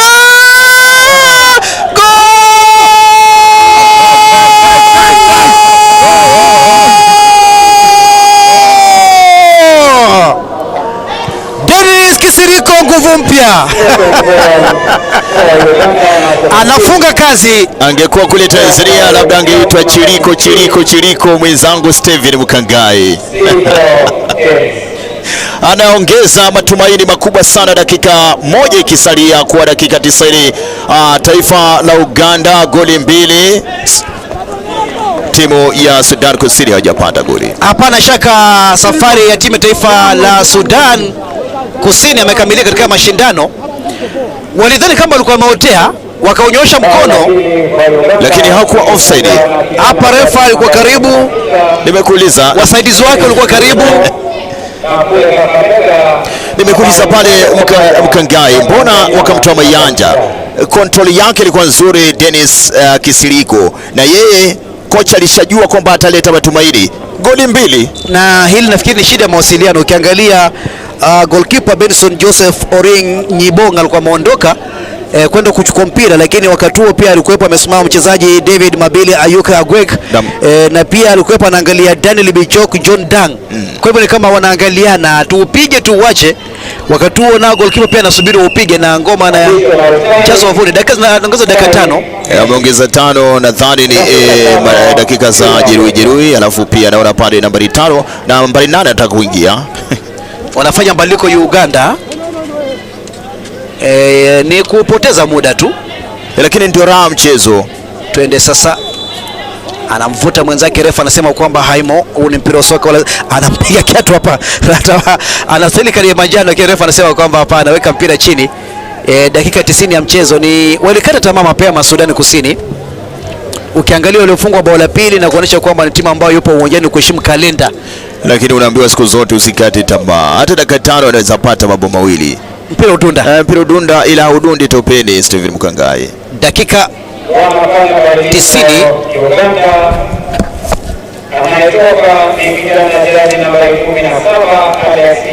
Wanamvuta nje Alex Yiga, anatoka Alex Yiga, jezi nambari 17, kisha anaingia uwanjani Elvis Sekajugo,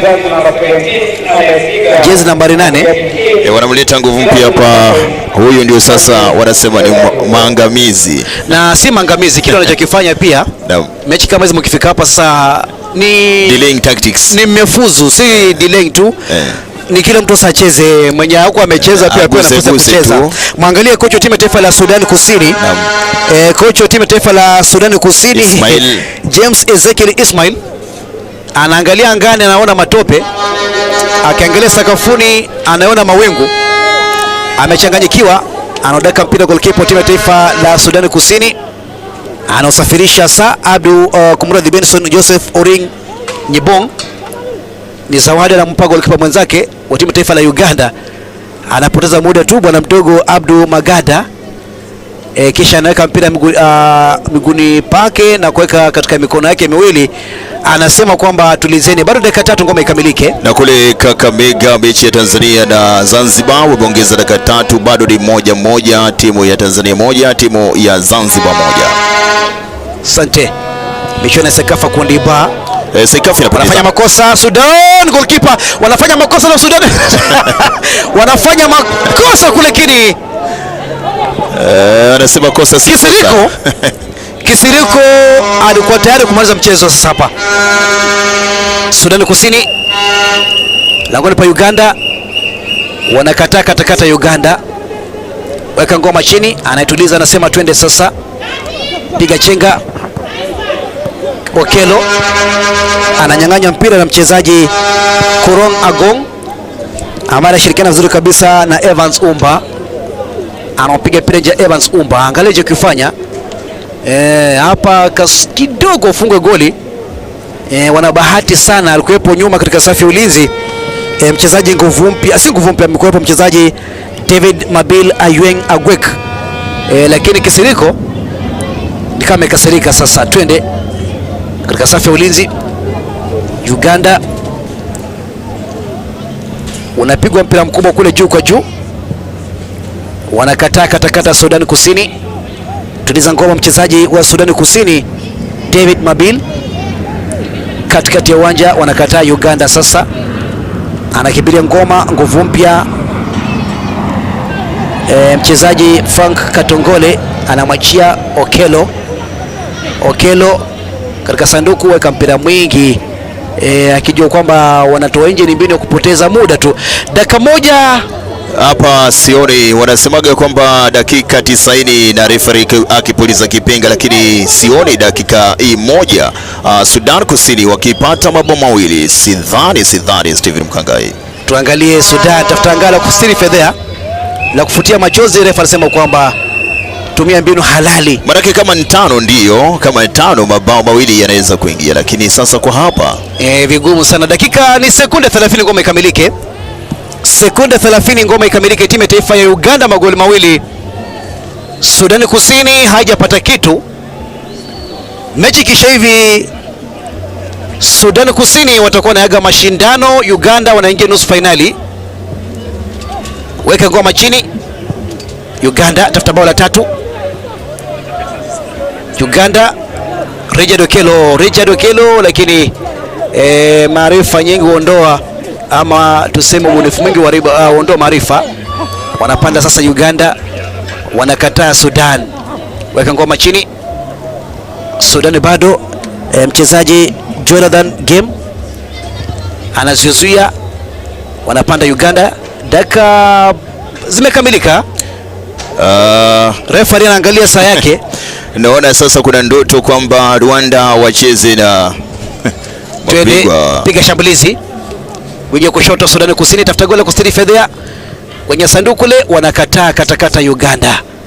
Weka mpira kule, wanaambia refa Uganda unasubiri nini? Anaye goalkeeper ngoma timu ya taifa la Uganda Abdu Magada, na mwamuzi wa hili pambano Rurisa Patience Fidel. Fidel kutoka taifa la Rwanda anapuliza kipenga cha kuhitimisha ngoma.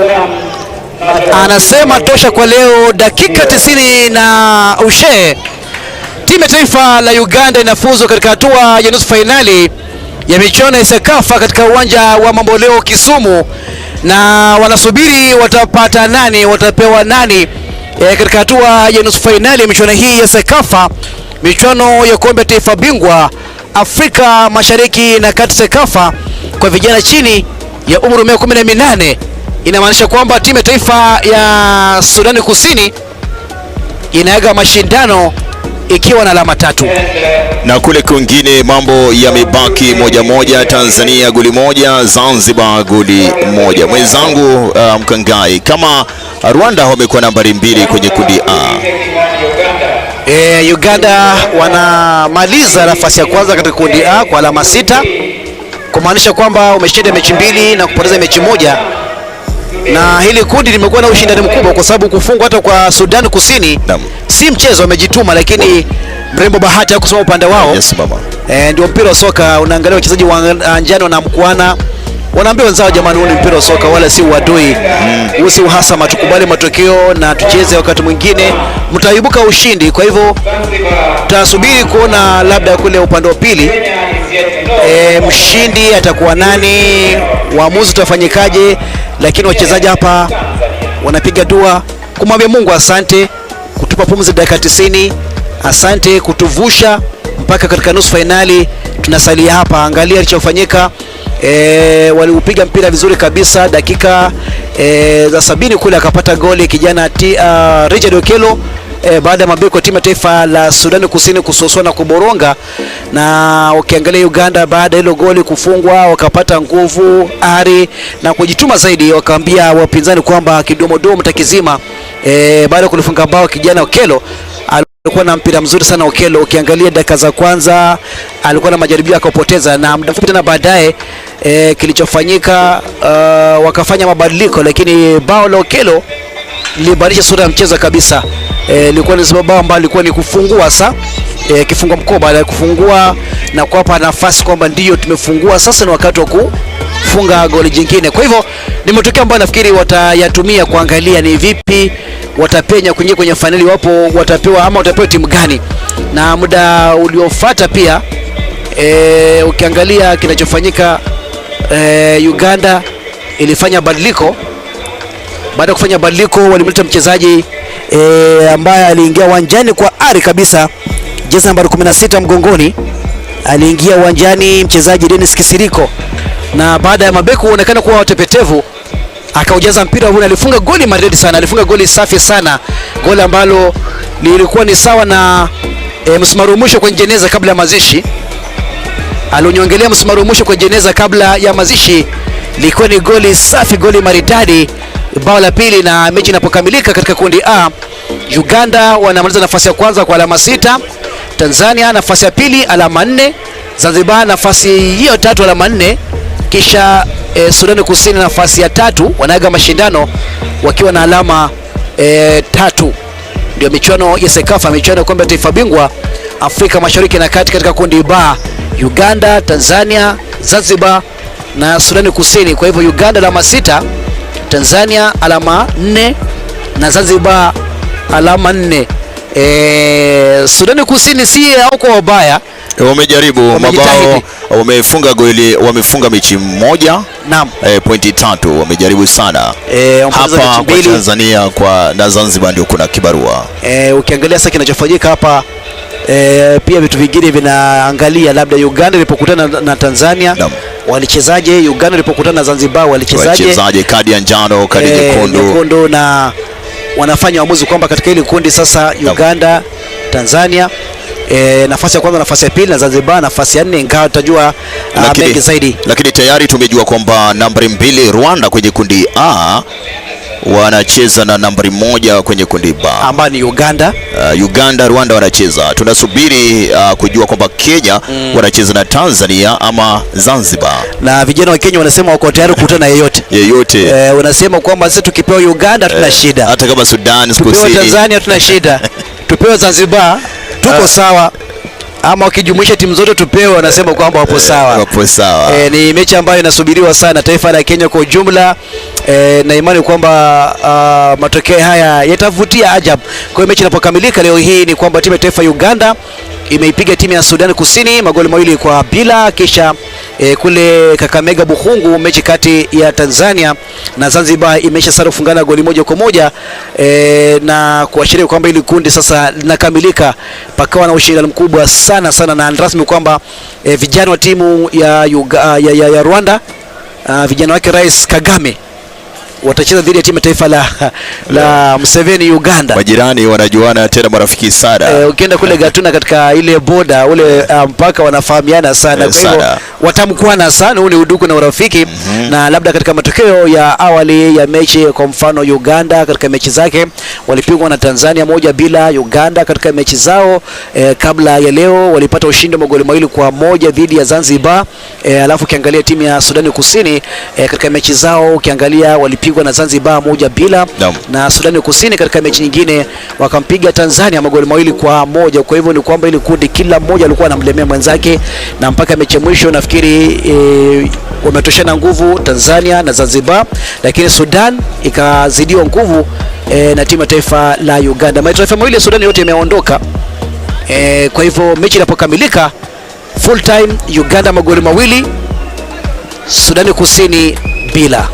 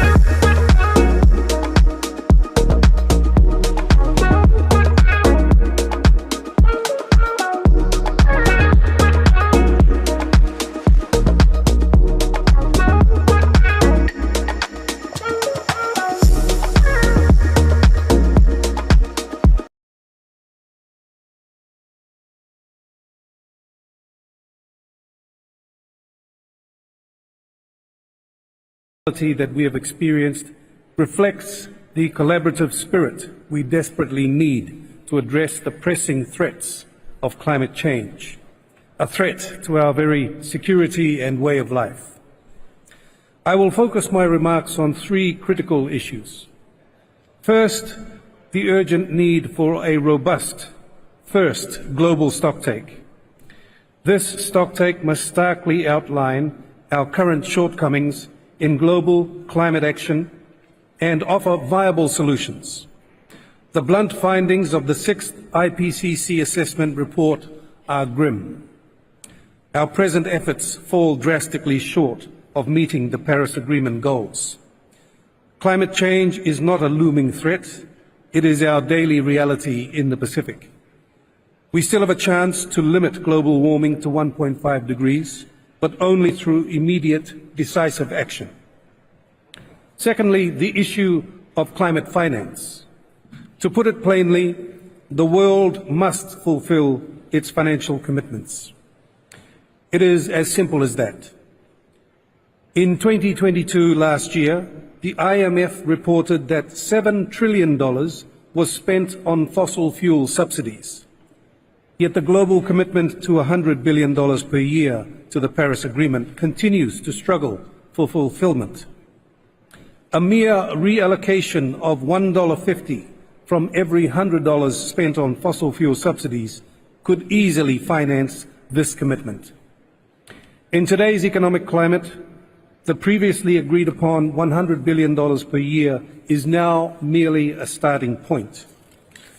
To effectively alter our current trajectory, the need for enhanced support is not just immediate, but overdue. In that vein, reforming international financial institutions to facilitate accessible climate finance without exacerbating debt is critical. I therefore commend the efforts like those of the Asian Development Bank in initiating new financing modalities, offering more accessible terms for high-income countries like the Cook Islands. 40-year loans with 10-year grace periods at 1% interest mark a significant start to essential financial reforms. I urge others to adopt the example of the ADB. Small island developing states like the Cook Islands did not create this climate disaster. We shouldn't have to pay the heavy price for protecting ourselves from its impacts. Hence, simplifying access to climate finance is imperative for swift and effective action. Despite substantial commitments to the high-level GCF replenishment, accessing such funds remains a daunting task for many nations. Last month, Pacific leaders, under the Cook Islands chairmanship, endorsed the Pacific Resilience Facility at our 52nd annual forum. This facility was born out of necessity to address the unique needs of the Pacific, especially for adaptation.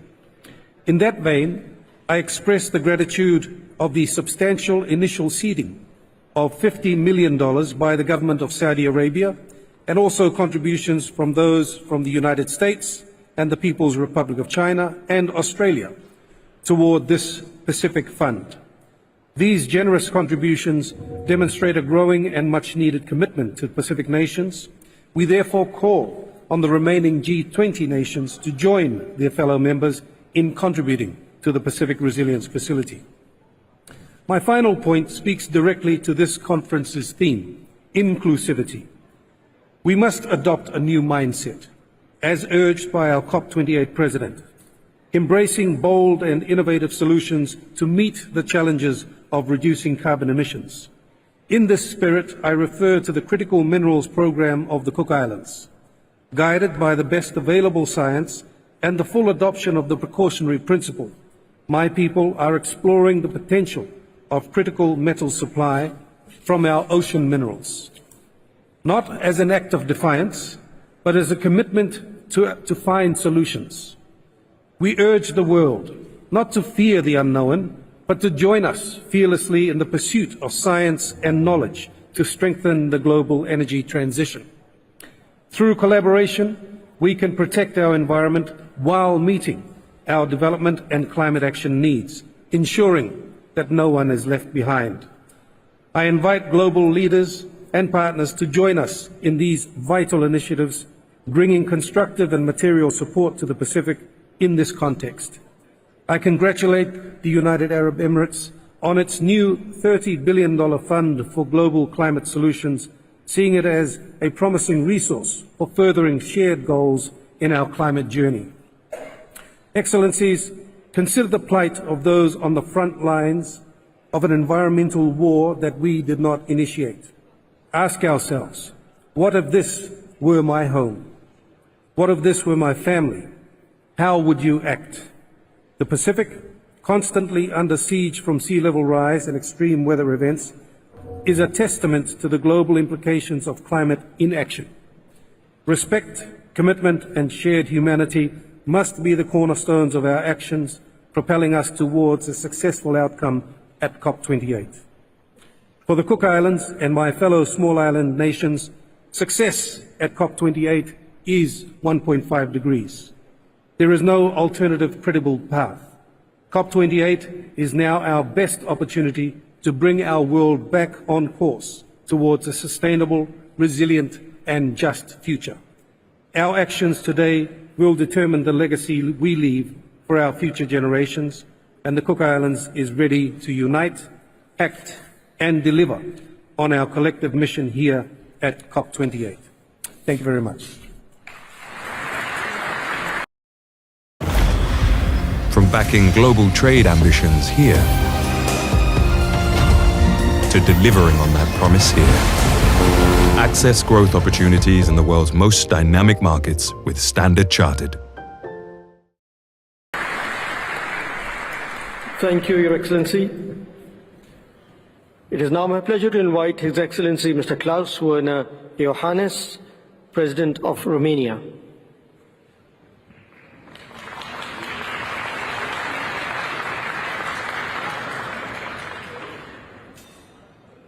You have the Thank floor, you Your so much, Excellency. Excellencies, ladies and gentlemen. We are all aware that the current global emissions reductions fall short of the goal of the Paris Agreement. Climate change is intensifying and its effects as well. We are facing day by day greater and more complex challenges, but our focus on the environment must be maintained. We need to enhance our climate ambition and swiftly accelerate the implementation of climate commitments already taken. Romania has some of the lowest emissions per capita in the European Union and holds a firm commitment to accelerate mitigation measures. We aim at reducing our emissions with roughly 80% from 1990 levels by 2030 and move afterwards at a fast pace towards climate neutrality. Romania's national energy mix will consist of 86% renewable energy by 2050 at the latest, completed by low-carbon energy such as nuclear. Ladies and gentlemen, we have to also acknowledge the synergies between climate action, education, and developing green skills.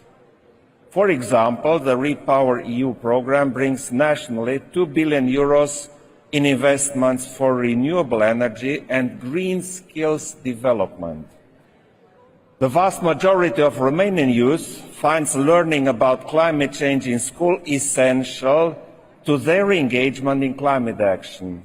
Therefore, climate and environmental education is becoming more and more important in the Romanian school curricula. Excellencies, climate action is an important pillar of our diplomatic engagement with regional and global partners.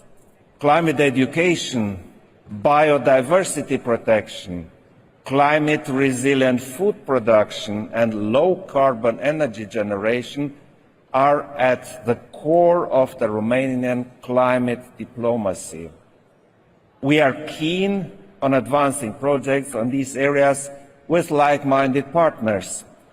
Romania is also very engaged with global partners, including from Africa, the Middle East and Latin America, to facilitate training and know-how sharing on managing emergency situations and implementing early warning systems.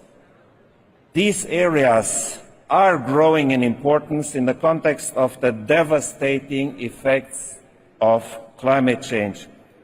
I will conclude my intervention with a call to ambitious engagement and to action for our planet and for the well-being of all our citizens, present and future generations. Thank you. Thank you. Thank you, Your Excellency. Now it is my pleasure to welcome His Excellency Mr. Kyriakos Mitsotakis, Prime Minister of Greece.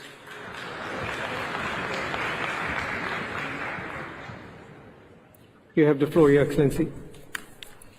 Thank you. Excellencies, dear colleagues, ladies and gentlemen, the evidence of the climate crisis has never been clearer. Equally, the benefits of a faster transition to a net zero economy have never been more obvious. Greece embodies this dichotomy probably better than many countries. In just a few weeks, we experienced forest fires that burned over 1% of our landmass and rains that brought more water in a single day than most places receive in a year, causing unprecedented floods. And yet, alongside this climate devastation, a new Greece is emerging. We have cut our coal use by over 80%. We are growing our economy at a much faster pace than the Eurozone average while reducing emissions. In total, our emissions are down by 43% from 2005 as we turn increasingly to renewable energy. This is one of the best performances of any European country. Last year, our penetration of wind and solar was the 7th highest in the world, and our installed capacity was the 5th highest on a per capita basis. The wind and sun now generate over half of our electricity, and they shield us from the energy crisis that Russia caused when it invaded Ukraine. The environmental, economic, but also geopolitical benefits of a rapid transition to renewable energy have never been more obvious. We are renovating our homes and our offices at an unprecedented rate. We are building a carbon capture and storage value chain for our heavy industry. Our islands are laboratories of cutting-edge sustainability practices.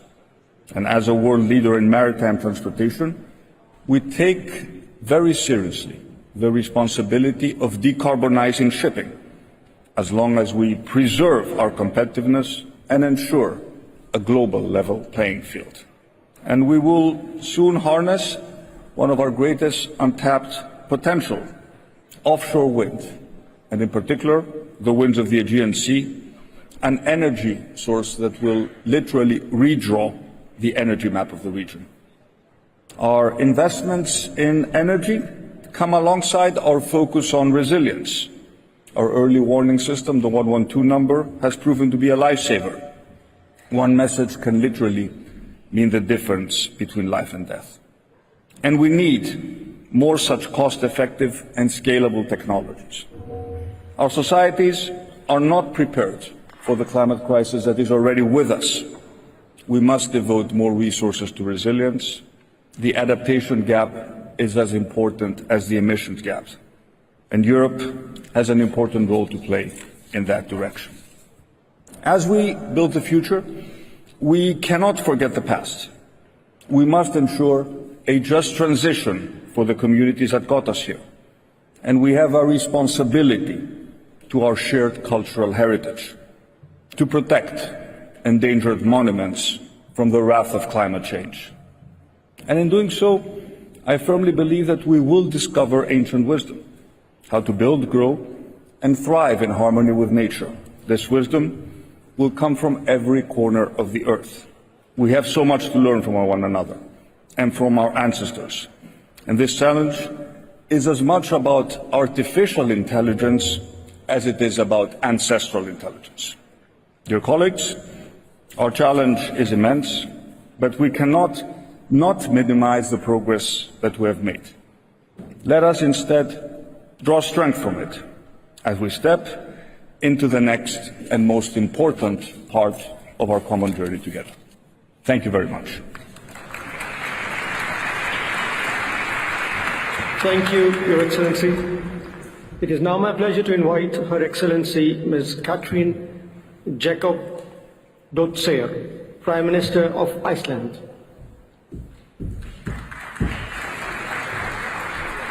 You have the floor, madam. Thank you, dear colleagues, ladies and gentlemen. As we gather here at COP28, we must recognize that we face serious threats of irreversible change. We must stick to our goal to limit temperature increase to 1.5 degrees. Iceland welcomes the synthesis report by the IPCC and strongly supports its guidance on effective climate action. We have moved dangerously close to the 1.5 degree target as we take stock of the Paris Agreement. The good news is that we are seeing a burst of climate action in many countries and economic sectors, including a record investment in renewable energy. The price of green technologies is going down. All this is positive. However, the bad news is that progress is too slow. We need to do more to cut emissions, a lot more. We need to accelerate a clean energy transition, scale up green solutions, increase nature-based solutions, and make sure that those who pollute pay. But we also need to do less. Our economic systems are focused on maximizing production and consumption rather than sustainability and well-being, and this needs to change. Transitioning into clean and sustainable energy is critical for the health of our Earth, and Iceland supports the phasing out of fossil fuels. And subsidies of fossil fuels need to end. We should not burn public money to cook the planet. Instead, we should scale up support for clean solutions and just transition. We need to improve our food systems, alleviate hunger, improve nutrition and lower carbon emissions of food production, especially in developed countries. Blue food from the ocean has great potential in providing quality nutrition with a low carbon footprint. Iceland maybe does not count among the world's biggest emitters, but small states have a role to play. And Iceland has a role to play, not least in advancing green solutions from geothermal utilization to carbon mineralization. Iceland has put into legislation to become carbon neutral no later than 2040. My government will not issue licenses for oil exploration in Icelandic waters. We are implementing a legislation on the circular economy. We have set ourselves ambitious climate goals, including working on decarbonizing all major sectors. Climate action is central to Iceland's international development cooperation policy and will feature even more prominently in our plan for the next 4 years. My government is committed to mobilizing increased funding to climate financing, and we are proud to take part in the establishment of the new fund for loss and damage. Our contribution to begin with will be $600,000. We will also raise contributions to the Green Climate Fund and the Adaptation Fund.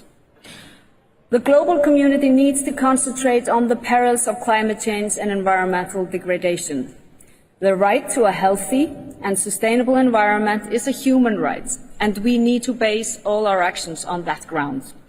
Let us focus our minds at this important meeting with its global stocktake and give a clear message that we will do what it takes to save our planet. Thank you. Thank you, Your Excellency. It is now my pleasure to invite His Excellency Mr. Antonio Costa, Prime Minister of Portugal. You have the floor, Your Excellency. Senhor Presidente, Excelências, o propósito que nos junta nesta COP28 não podia ser mais premente. São-nos exigidas ações imediatas para evitar uma catástrofe climática.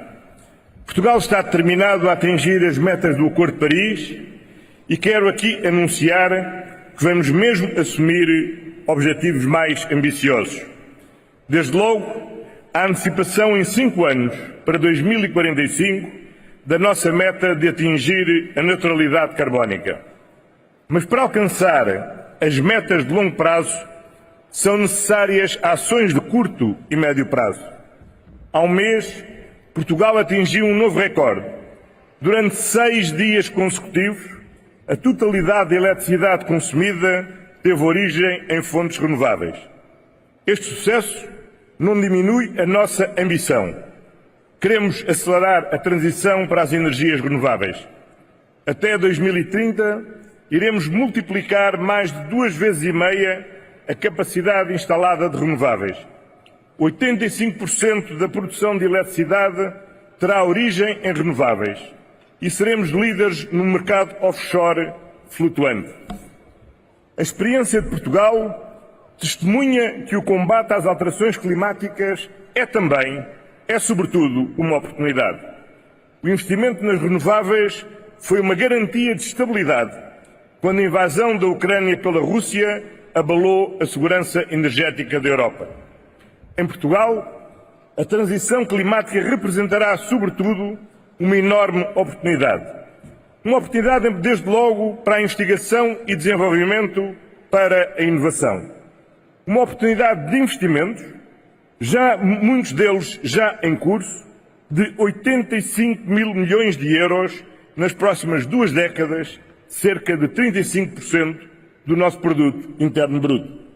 Investimentos no solar, no eólico offshore, mas também no hidrogênio verde e em outros gases renováveis, em biocombustíveis e em combustíveis sintéticos, na valorização do lítio e no desenvolvimento da sua fileira industrial. E ainda, na nova indústria que a energia verde promove, desde a mobilidade elétrica até ao aço verde. Estes investimentos são uma oportunidade para criar mais e melhores empregos, uma oportunidade para Portugal ser a plataforma da indústria verde da União Europeia. Mas é crucial que a transição energética seja justa e não deixe ninguém para trás. Essa é para nós uma questão central e um desafio com o qual também já nos deparamos com o encerramento das últimas 2 centrais a carvão em 2021. Investir na qualificação e na requalificação e combater a pobreza energética são, por isso, também uma prioridade. Excelências, o investimento em políticas sustentáveis tem um custo financeiro significativo e desproporcional nos países em desenvolvimento. Por essa razão, Portugal vai investir ao longo desta década mais de 68 milhões de euros na cooperação internacional para o clima. Em junho, assinámos com Cabo Verde e ontem com São Tomé e Príncipe compromissos inovadores para a conversão da dívida em financiamento climático. Até 2005, vamos converter 15,5 milhões de euros da dívida em investimento nos fundos climáticos destes 2 Small Island Developing States. E em 2025, acreditamos que a avaliação positiva deste primeiro passo nos permitirá generalizar esta conversão em investimento da totalidade da dívida de Cabo Verde e de São Tomé. Este ano, aumentámos também as verbas para a cooperação internacional. Quadruplicámos ontem o nosso compromisso com o Green Climate Fund.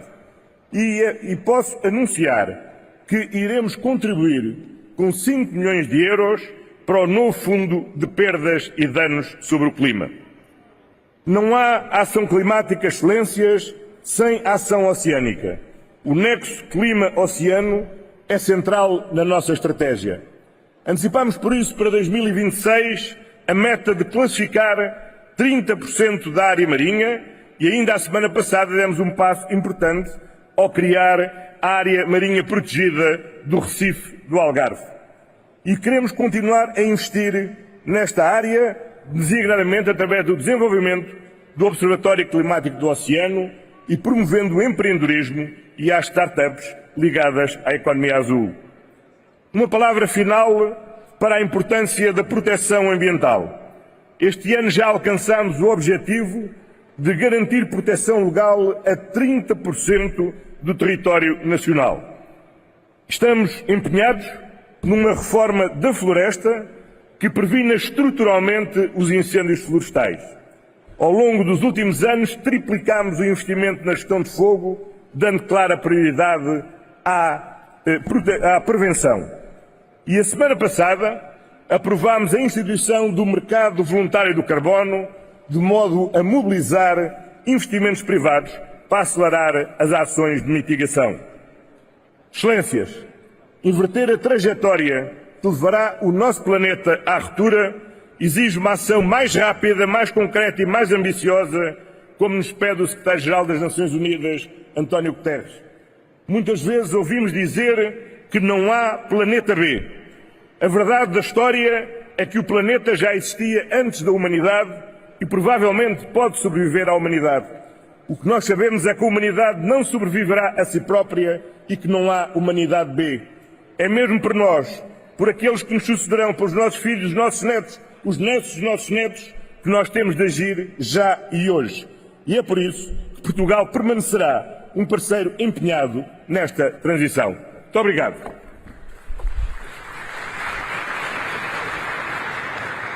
Thank you, Your Excellency.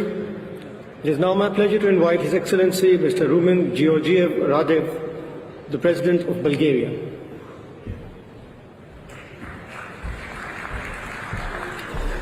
You have the floor, Excellency. Thank you, Mr. President. Excellencies, ladies and gentlemen, let me first express my gratitude to the United Arab Emirates for hosting this year's conference and congratulations on your National Day. Once exceptional, extreme weather events like wildfires, floods, storms and droughts that are now occurring with increased frequency demand decisive actions. Therefore, we expect COP28 to streamline the political guidance, especially on the global stocktake, resulting from the high-level events and intense negotiations that will shape our collective commitment to climate action. Rising to the challenge of climate change requires a holistic approach to accelerate the transition towards sustainable, low-carbon economic models. Bulgaria has experienced significant economic growth and transformation in recent decades. Presently, our greenhouse gas emissions have decreased by more than 50% compared to base year, one of the biggest reductions in Europe.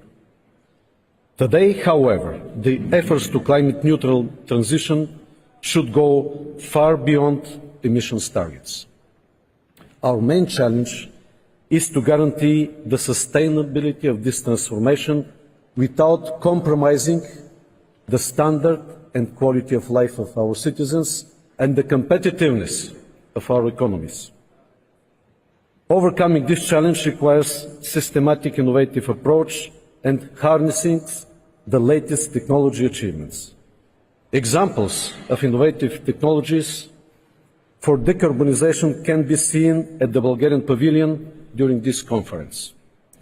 Furthermore, to drive the transition responsibility, we must ensure that our education, health, social and economic systems are adapted to protect the most vulnerable, which is especially relevant for children.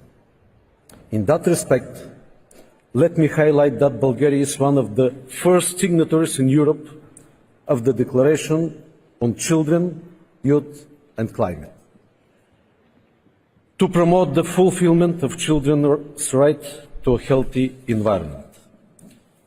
Mr. President, one of the expected outcomes of COP29 is to figure out the COP29 presidency. Facing an unprecedented deadlock in the Eastern European group, Bulgaria, as one of the candidate countries, has been extremely constructive and proactively seeking for compromise in the process. We will continue with this responsible approach to find a solution towards a smooth transition between COP28 and COP29. In conclusion, I would like to assure you that my country remains actively engaged in advancing our climate agenda, and we will work with other parties towards a sound, positive outcome of this conference. Thank you.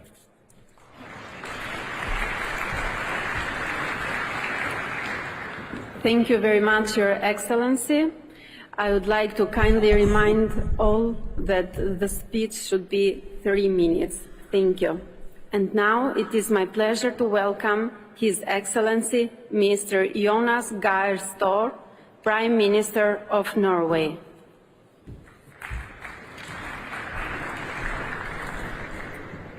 Madam President, we are in Dubai to carve out a clear way forward for a 1.5 target and climate resilience. Energy transition is the linchpin of a roadmap for ambition and action. We must join forces behind collective commitment to phase out use of unabated fossil fuels. And phasing out means also rapidly phasing in renewables. Norway supports a call for global tripling of renewables and doubling of energy efficiency by 2030, at a speed and scale to achieve global peaking of greenhouse gas emissions by 2025. This transition must include all and leave no one behind. Norway has joined the Powering Past Coal Alliance and the Clean Energy Transition Partnership for this COP, Madam President. Decarbonisation requires a scale-up of technologies and solutions, as well as the creation of new technologies and new solutions, and they need to be well coordinated. In Norway, almost all new sold cars are now electric. Innovative maritime industry and forward-looking policies have resulted in 200 low and zero-emission ships in our waters. The transition is happening. This is the beginning, and we will expand zero-emission shipping nationally as well as globally with our Green Shipping Initiative here at the COP. Carbon capture and storage is a necessary tool for decarbonising hard-to-abate sectors. Norway is moving ahead on technology development and piloting full-scale solutions for carbon capture and storage, demonstrating that this technology can be carried out safely and permanently. And then, Madam President, climate change mitigation and nature conservation are linked together. We must protect nature. Today, we are witnessing outstanding political leadership in forest preservation and protection from Brazil, Indonesia, Colombia and others. COP28 must give tropical forest nations assurances that the world will support their work. And I can assure you Norway remains a predictable partner. Madam President, last year Norway met its target of doubling climate finance, providing a total of 15.5 billion Norwegian crowns. We are committing to triple our contribution to adaptation finance by 2026. Devastation effects of climate change are already evident. I salute the President of the COP for having reached agreement on a loss and fund which is now being created and agreed upon at this summit. Norway will do its part, and I am pleased to announce that we will be contributing to funding arrangement for loss and damage, and I'm pleased to announce a contribution of $25 million from Norway to this end in 2024. Madam President, we are now at the midway point between Paris and 2030. Had it not been for Paris, we would have had much greater challenge, but there is still a long way to go. Let us together ensure that COP25 concludes with a roadmap to 1.5 and climate resilience. There is no time to lose. I thank you for your attention.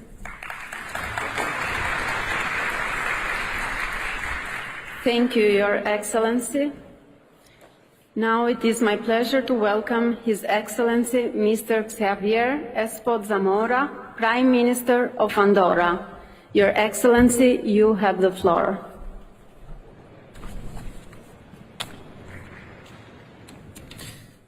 Madame la Présidente, Excellences, Mesdames et Messieurs, mon pays fête cette année le 30e anniversaire de son adhésion aux Nations Unies.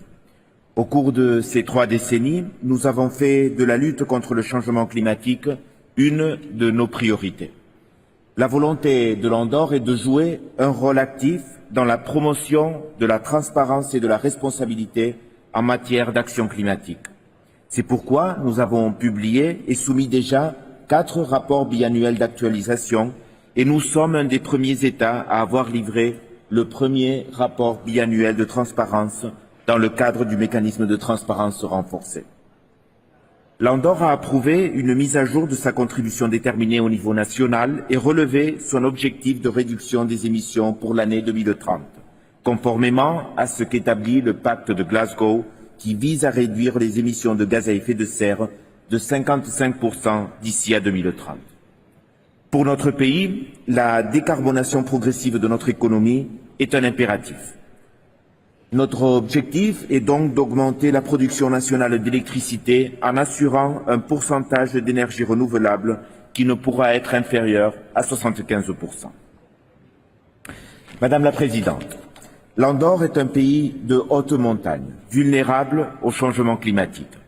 Jamais auparavant, une question n'avait suscité un tel consensus, ce qui nous a permis de mettre en place un cadre solide d'action et de continuité. Le Parlement andorran a approuvé à l'unanimité la loi sur la transition énergétique et le changement climatique, le cadre légal nécessaire pour réduire les émissions de gaz à effet de serre et atteindre la neutralité carbone en 2050. La mise en place d'un prix du carbone de 30 € par tonne nous a permis de créer un fonds vert intégralement destiné à avancer vers une mobilité plus durable avec la mise en place du transport public gratuit. Il finance également des programmes d'aide relatifs à l'efficacité énergétique, à l'installation de sources d'énergie renouvelable dans le bâtiment et à l'acquisition de véhicules électriques. Madame la Présidente, les écosystèmes de montagne tels que le nôtre ont été identifiés par le groupe d'experts intergouvernemental sur l'évolution du climat comme faisant partie des écosystèmes les plus vulnérables au changement climatique. C'est désormais connu, plus on monte haut en altitude, plus les effets du changement climatique se font sentir. Les zones de montagne sont les réservoirs de notre planète et des territoires de biodiversité riches et très fragiles. Malgré les précieux services écosystémiques fournis, les montagnes ne reçoivent toutefois toujours pas l'attention appropriée dans nos processus communs. Elles sont en effet sous-représentées dans le système d'observation mondiale. Les montagnes doivent donc devenir une priorité dans le cadre d'une action mondiale. Et c'est la raison pour laquelle nous avons travaillé au cours des derniers mois pour mettre en lumière la vulnérabilité de nos montagnes et qu'elles aient leur place dans l'agenda mondial, et nous continuerons ainsi à le faire. Parce que ceux d'entre nous qui habitons dans les régions de montagne ou qui en dépendent avons besoin aussi d'un avenir. Je vous remercie. Thank you, Your Excellency. It is my pleasure now to welcome His Eminence Cardinal Pietro Parolin, Secretary of State of the Holy See. Your Eminence, the floor is yours.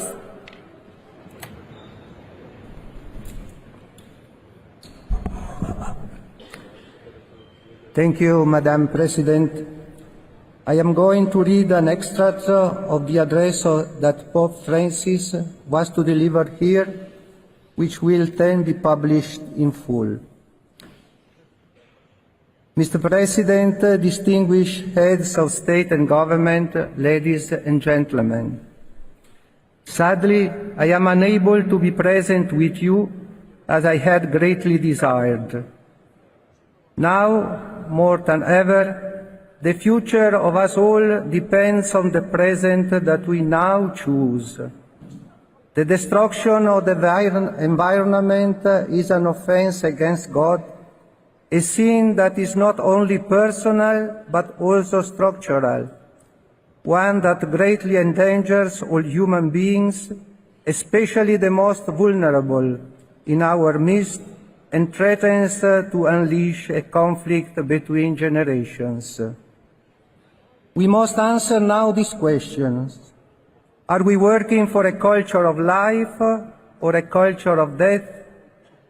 To all of you, I make this heartfelt appeal. Let us choose life. Let us choose the future.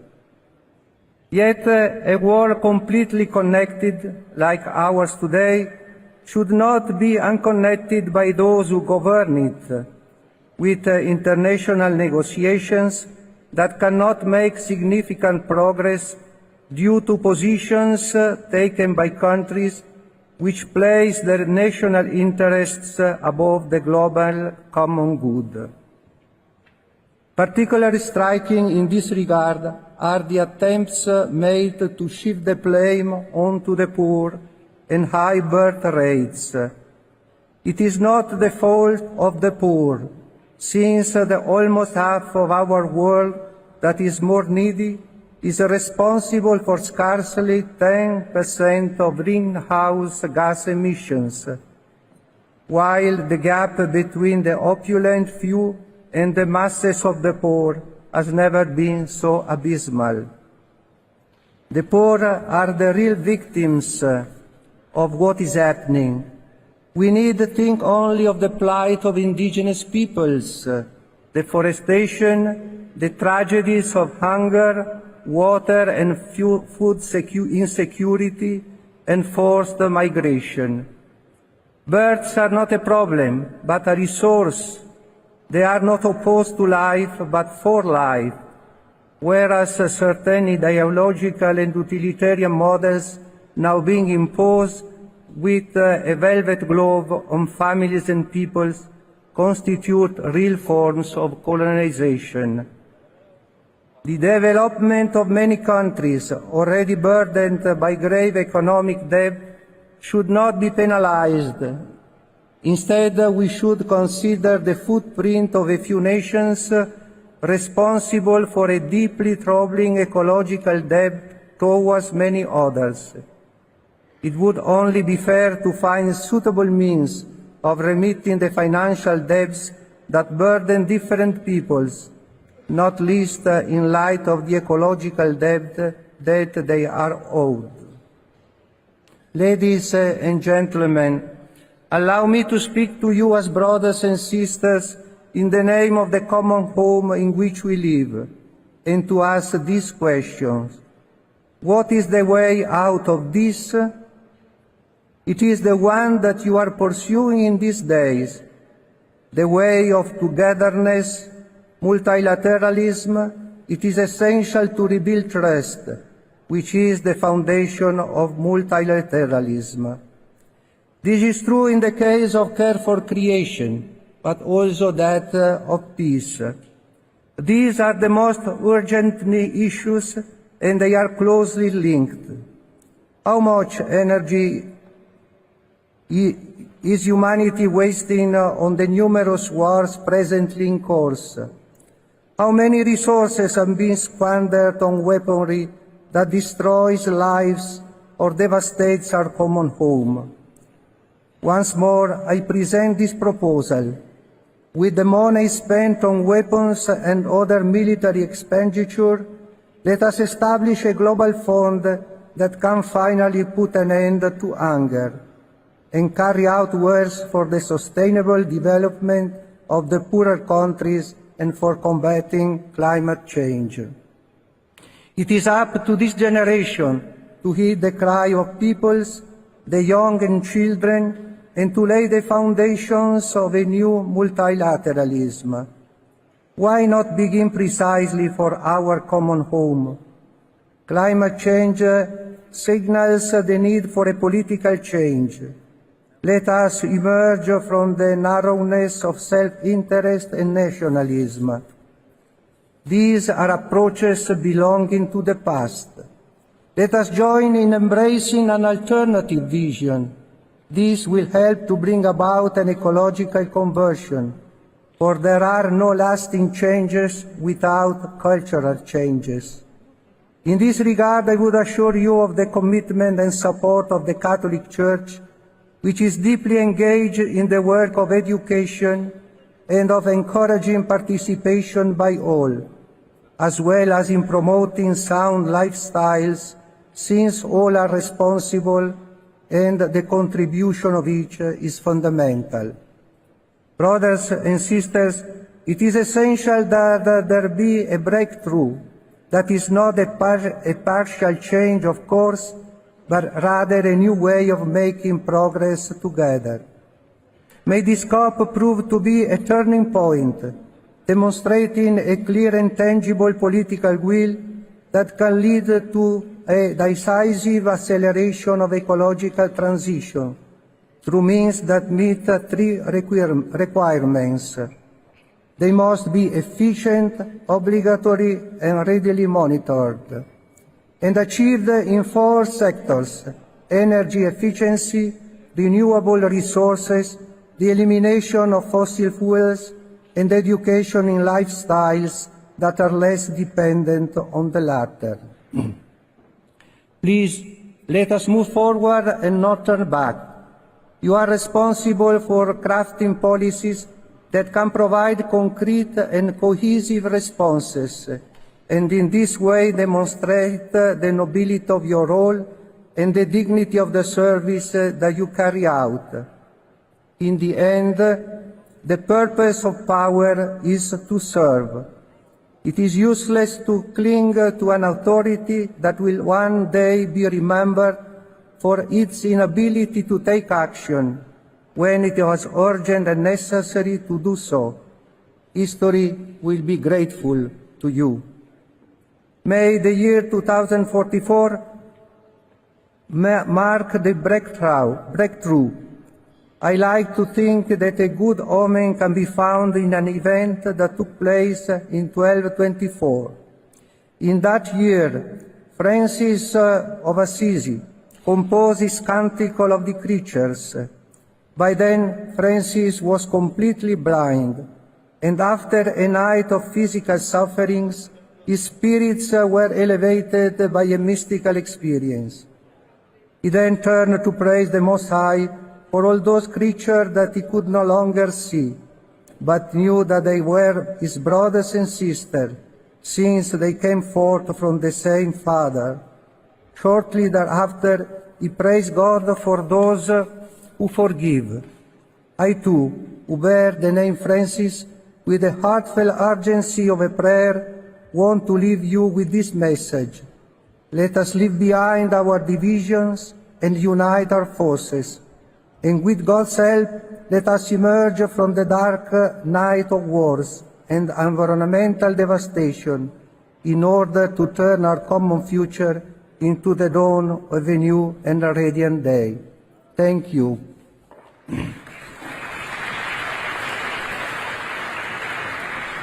Thank you very much, Your Eminence.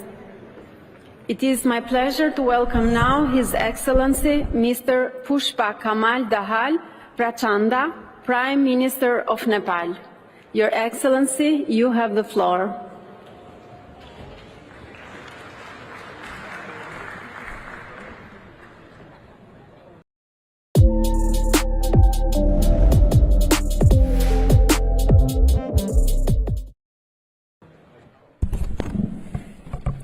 Thank you, Madam President, Excellencies, distinguished delegates. At the outset, I congratulate the presidency of this COP28 for hosting this conference and thank the government of UAE for extending a warm hospitality to my delegation. Madam President, I bring the message of 30 million Nepali people to this conference. Our message is clear. Mountains are tortured by rising temperature. Save them first. I am deeply concerned about the finding of the recent IPCC report that states climate-induced disaster-breaking records in the Himalayas. We have already lost 1/3 of our glaciers, and scientists have warned that we are going to lose another 1/3 by the end of this century. This is a wake-up call to all of us. The Himalayas are foundation of human civilization, ecosystem and biodiversity. They are providing global services to the people and the planet and are the source of livelihood for billions of people downstream. Madam President, Nepal is bearing a direct, disproportionate, the damaging effect of climate change despite near zero contribution to global emissions. Due to an appalling injustice inflicted on us, our people are severely affected by climate-induced disasters such as landslide, floods, wildfire, glacier lake outburst, drought, etc. This is an utter injustice. This must stop now. In his opening remarks yesterday, the United Nations Secretary General said, and I quote, "Just days ago, I was on the melting ice of Antarctica.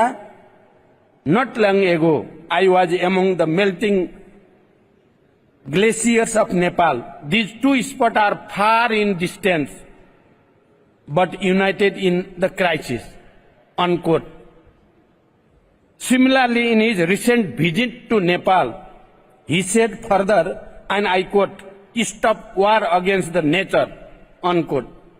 This was his reaction after having witnessed the disastrous impact of climate change in the mountains.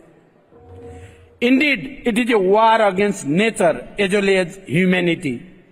We are waging war with ourselves and the future generation only to satisfy our short-sighted and self-serving interest. So, I stand here for climate justice for my innocent people who are sheer victim of this catastrophe. Madam President, recently I unveiled the National Adaptation Plan and NDC implementation guideline with clear roadmap and strategies. Nepal is fully committed to the Paris Agreement. We are committed to achieving a net zero greenhouse gas emission by 2045, 5 years earlier than the global target. We will fully utilize our hydropower potential to secure the clean energy and maintain 45% forest covered land. However, our attempts to implement climate change adaptation and mitigation plans are facing serious financial and technological gaps. LDCs are more vulnerable to the impact of the climate change and are in desperate need of financial and technological support. As the chair of the LDCs, I urge the developed economies and international community for more predictable, adequate and equitable resource and technologies for LDCs. Countries like Nepal are left behind to live on their own fate. Therefore, I want to reiterate the following points. Number one, developed countries' pledges and action do not correspond with each other. They must raise their ambitions and fulfill their commitment urgently. Number two, they must scale up climate finance to make up for the $100 billion shortfall and double the adaptation finance by 2025, and ensure fair financial arrangement without condition, constant and compliance. Third, we demand grants as our justice to address this crisis. The loss and damage fund must be predictable, simplified and adequate for LDCs and mountainous countries. The GST report must give a clear roadmap to all, and we must act in solidarity with urgency.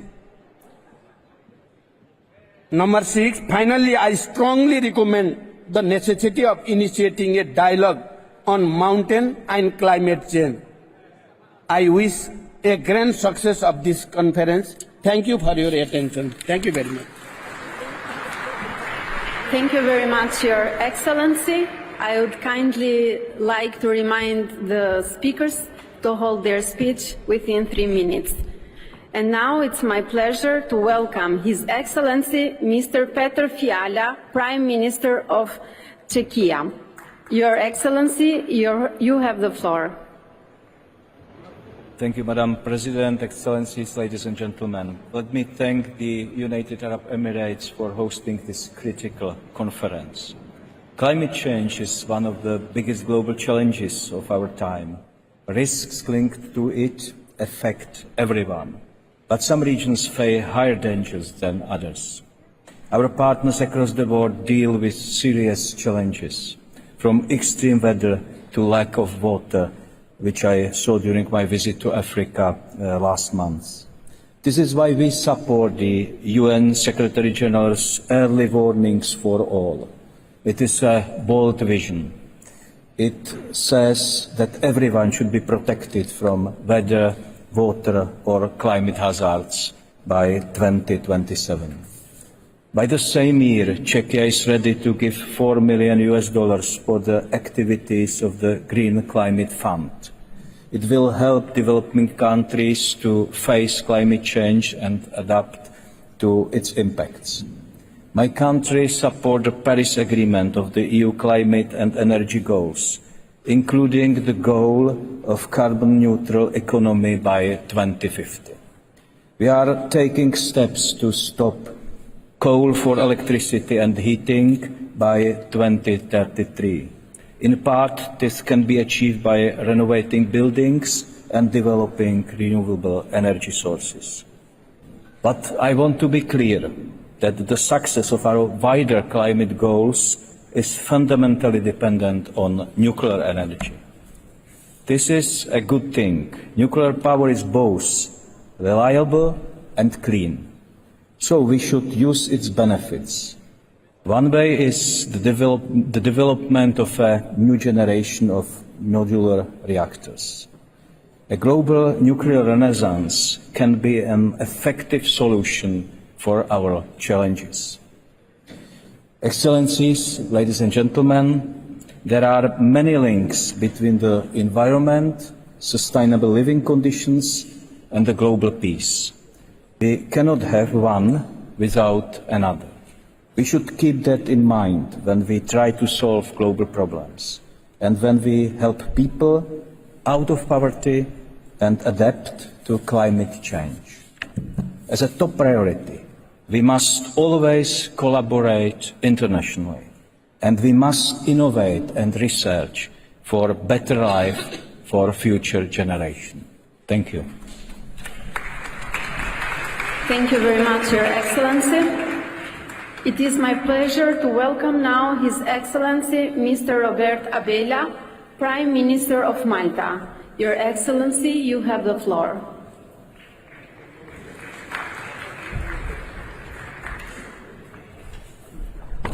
Thank you, Madam President. Excellencies, colleagues, distinguished guests, and more importantly of all, dear friends. Allow me to start by thanking and also congratulating the leadership of the United Arab Emirates for the COP28's impeccable organization and also for the ambitious outcomes the COP presidency aims to achieve. Science has always been very clear, but today we are not just dealing about possible shocking events. Today we are dealing with an alarming reality that some of us have been going through, particularly coming from a country within the Mediterranean basin like Malta, who have experienced one of the most challenging summers in history. It was during the COP21 in Paris that the momentum for putting a cap of not more than 1.5 degrees Celsius increase in temperature was set. This is no mean feat, but by acting seriously together, we can achieve the ambitious targets that we have set. Malta is one of the smallest islands in the world, with an area of around 316 square kilometers. Potentially, it can be one of the worst hit too. Being small does not mean that we should do less. We understand the challenges in front of us and the responsibility that we have. That's why we are punching far above our weight. Being a European Union member state, we are working hard to achieve a 55% emission reduction by 2030 as compared to 1990 levels. Malta has also achieved a lot in these past years, but we want to be more ambitious and to do much more. Having the lowest gross emission per capita among the EU member states means that our efforts need to be sturdier. In the past 10 years, we have managed to reduce our greenhouse gas emissions from the energy sector